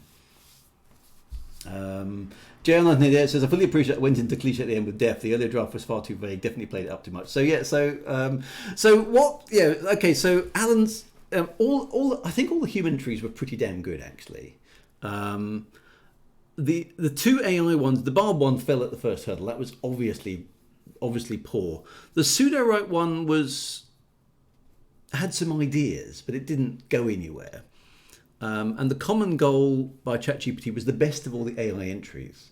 And it did have a contiguous story, but it was very cliched and very kind of hackneyed and didn't really have any punch. But it was a story. What I'll give ChatGPT there is it was a story. I've read worse from humans. Pseudo-right, I think, with direction would be a very, very powerful tool indeed. Yeah. So I gave pseudo-right there no direction at all, other than our starting premise, which isn't really its forte. It's not really what it's designed to do. Whereas Bard and ChatGPT could respond directly with no prompting at all. I gave them no prompting at all, other than the entry criteria. So so pseudo-right is more of a tool than it is a kind of replacement, which is interesting. Common Goal was chapter 1 of a story, yeah. So I think that's probably fair. But what I would say is when I got Bard's one through, when I thought I'll just go and I think I mentioned it on the Discord last week. I'll just go and generate the AI ones now, just because I'll get it done. It's a piece of work I've got to do. When the Bard one came through, I just went, well, that's obvious. Nobody's going to believe that. When the pseudo-right one came through, I thought, actually, that's got something in it. It's a pretty giveaway that it's one. When the ChatGPT one came through, I was actually pretty impressed as to what it could do. Now, this is, of course, for the stream and anybody watching this in a historical context, this is ChatGPT version 3, which is the currently publicly available and with no cost. There's obviously already a ChatGPT 4 out there, which you can pay for, which is supposed to be an awful lot better. So the fact that on a writing stream with a bunch of authors and a bunch of interested people, ChatGPT was good enough in version 3 form to give us some doubt as to whether or not it was a real writer or not, I think is slightly concerning. You know, and this is a bit of a contrived test, and it's not under control conditions of any kind, but it shows you where this stuff is going, right? And you know, only on Twitter, just I think today, I saw an advert for an AI that could write a novel. And it was advertising, you know, just give it all your outlines and it will work out all the bits and pieces for you, and you can help refine it, blah, blah, blah, blah, blah. ChatGPT was good enough to write a poor story that wasn't obviously done by AI. Yeah, so that's what it achieved. Now, that isn't necessarily a particularly high hurdle to jump over. But, you know, dare I say it, my friends, we are semi-trained people in this regard, you know, looking out for what we would consider to be bad writing, cliche writing, etc., etc., etc. We are an educated and alert group of people on here, okay? And we collectively didn't determine correctly it was an AI. So that does tell you something. Yeah. There's a big difference between real and good. Yes, so we correctly, I feel, you know, if we look at the scoring, the AIs scored either negative or nothing on our yeah. So we spotted they weren't good at writing, which is good. You know, human writers beat them comprehensively in terms of quality, which is good. Okay, but that's today. Okay, speak for yourself. Says come on the scene. I'm a hack. Those stories, I would say. I mean, if a young teenager, shall we say, wrote Common Goal, I would probably give it a passing grade. I think Common Goal is probably as good as the crappy stuff I wrote when I was a teenager. Easily, to be honest. Drew, if you had not known the ChatGPT was from AI, would you have guessed? I'm not sure, because I mean, you guys didn't. You guys were doubting it. I had advanced knowledge of it because obviously I generated, so I knew. I don't. The honest answer to that is I don't know. I would definitely have marked it down badly as bad writing, but would I have assigned that necessarily to it? The thing that made the Common Goal different to me was it correctly followed all the instructions. Okay, so it was still a crappy story, but it worked out. It needed a twist. It needed 3 characters. Those characters had to be differentiated. There had to be imagination. It had to be science fiction. Some stuff had to happen. There was action. There was adventure. There was stuff. There was, you know, it followed the instructions. It did everything that it had to do to enter the competition. Bard failed. Only 1 character. Igniting the Boundless just went all over the place and kind of just, you know, chucked in a bunch of ideas. But Common Goal to me felt like it had a bit more of an aim, a bit more of a middle, beginning, middle, and end. It obeyed the rules. Saying that ChatGPT is better than any of my students in the past would not be arousing and damn. No, but and it had a lot of flaws, but it was the best of the AIs by a certain sense, and you know, it sort of avoided detection. So yeah. Based on that, and well done, guys, for spotting the Drew Wager story. I mean, I know that you both. Frank gets all the credit for the Elect Dangerous stuff, but well done spotting the Druids, which is good. And I deliberately undermined my story slightly to see if I can make it closer to what an AI might generate, but it was the best of AIs, the worst of AIs. And yeah, the writing style thing, of course, we haven't prompted it to write in the style of any other author, so I could have asked ChatGPT, write in the style of Isaac Asimov or J.R.R. Tolkien or anybody else, right? I don't know.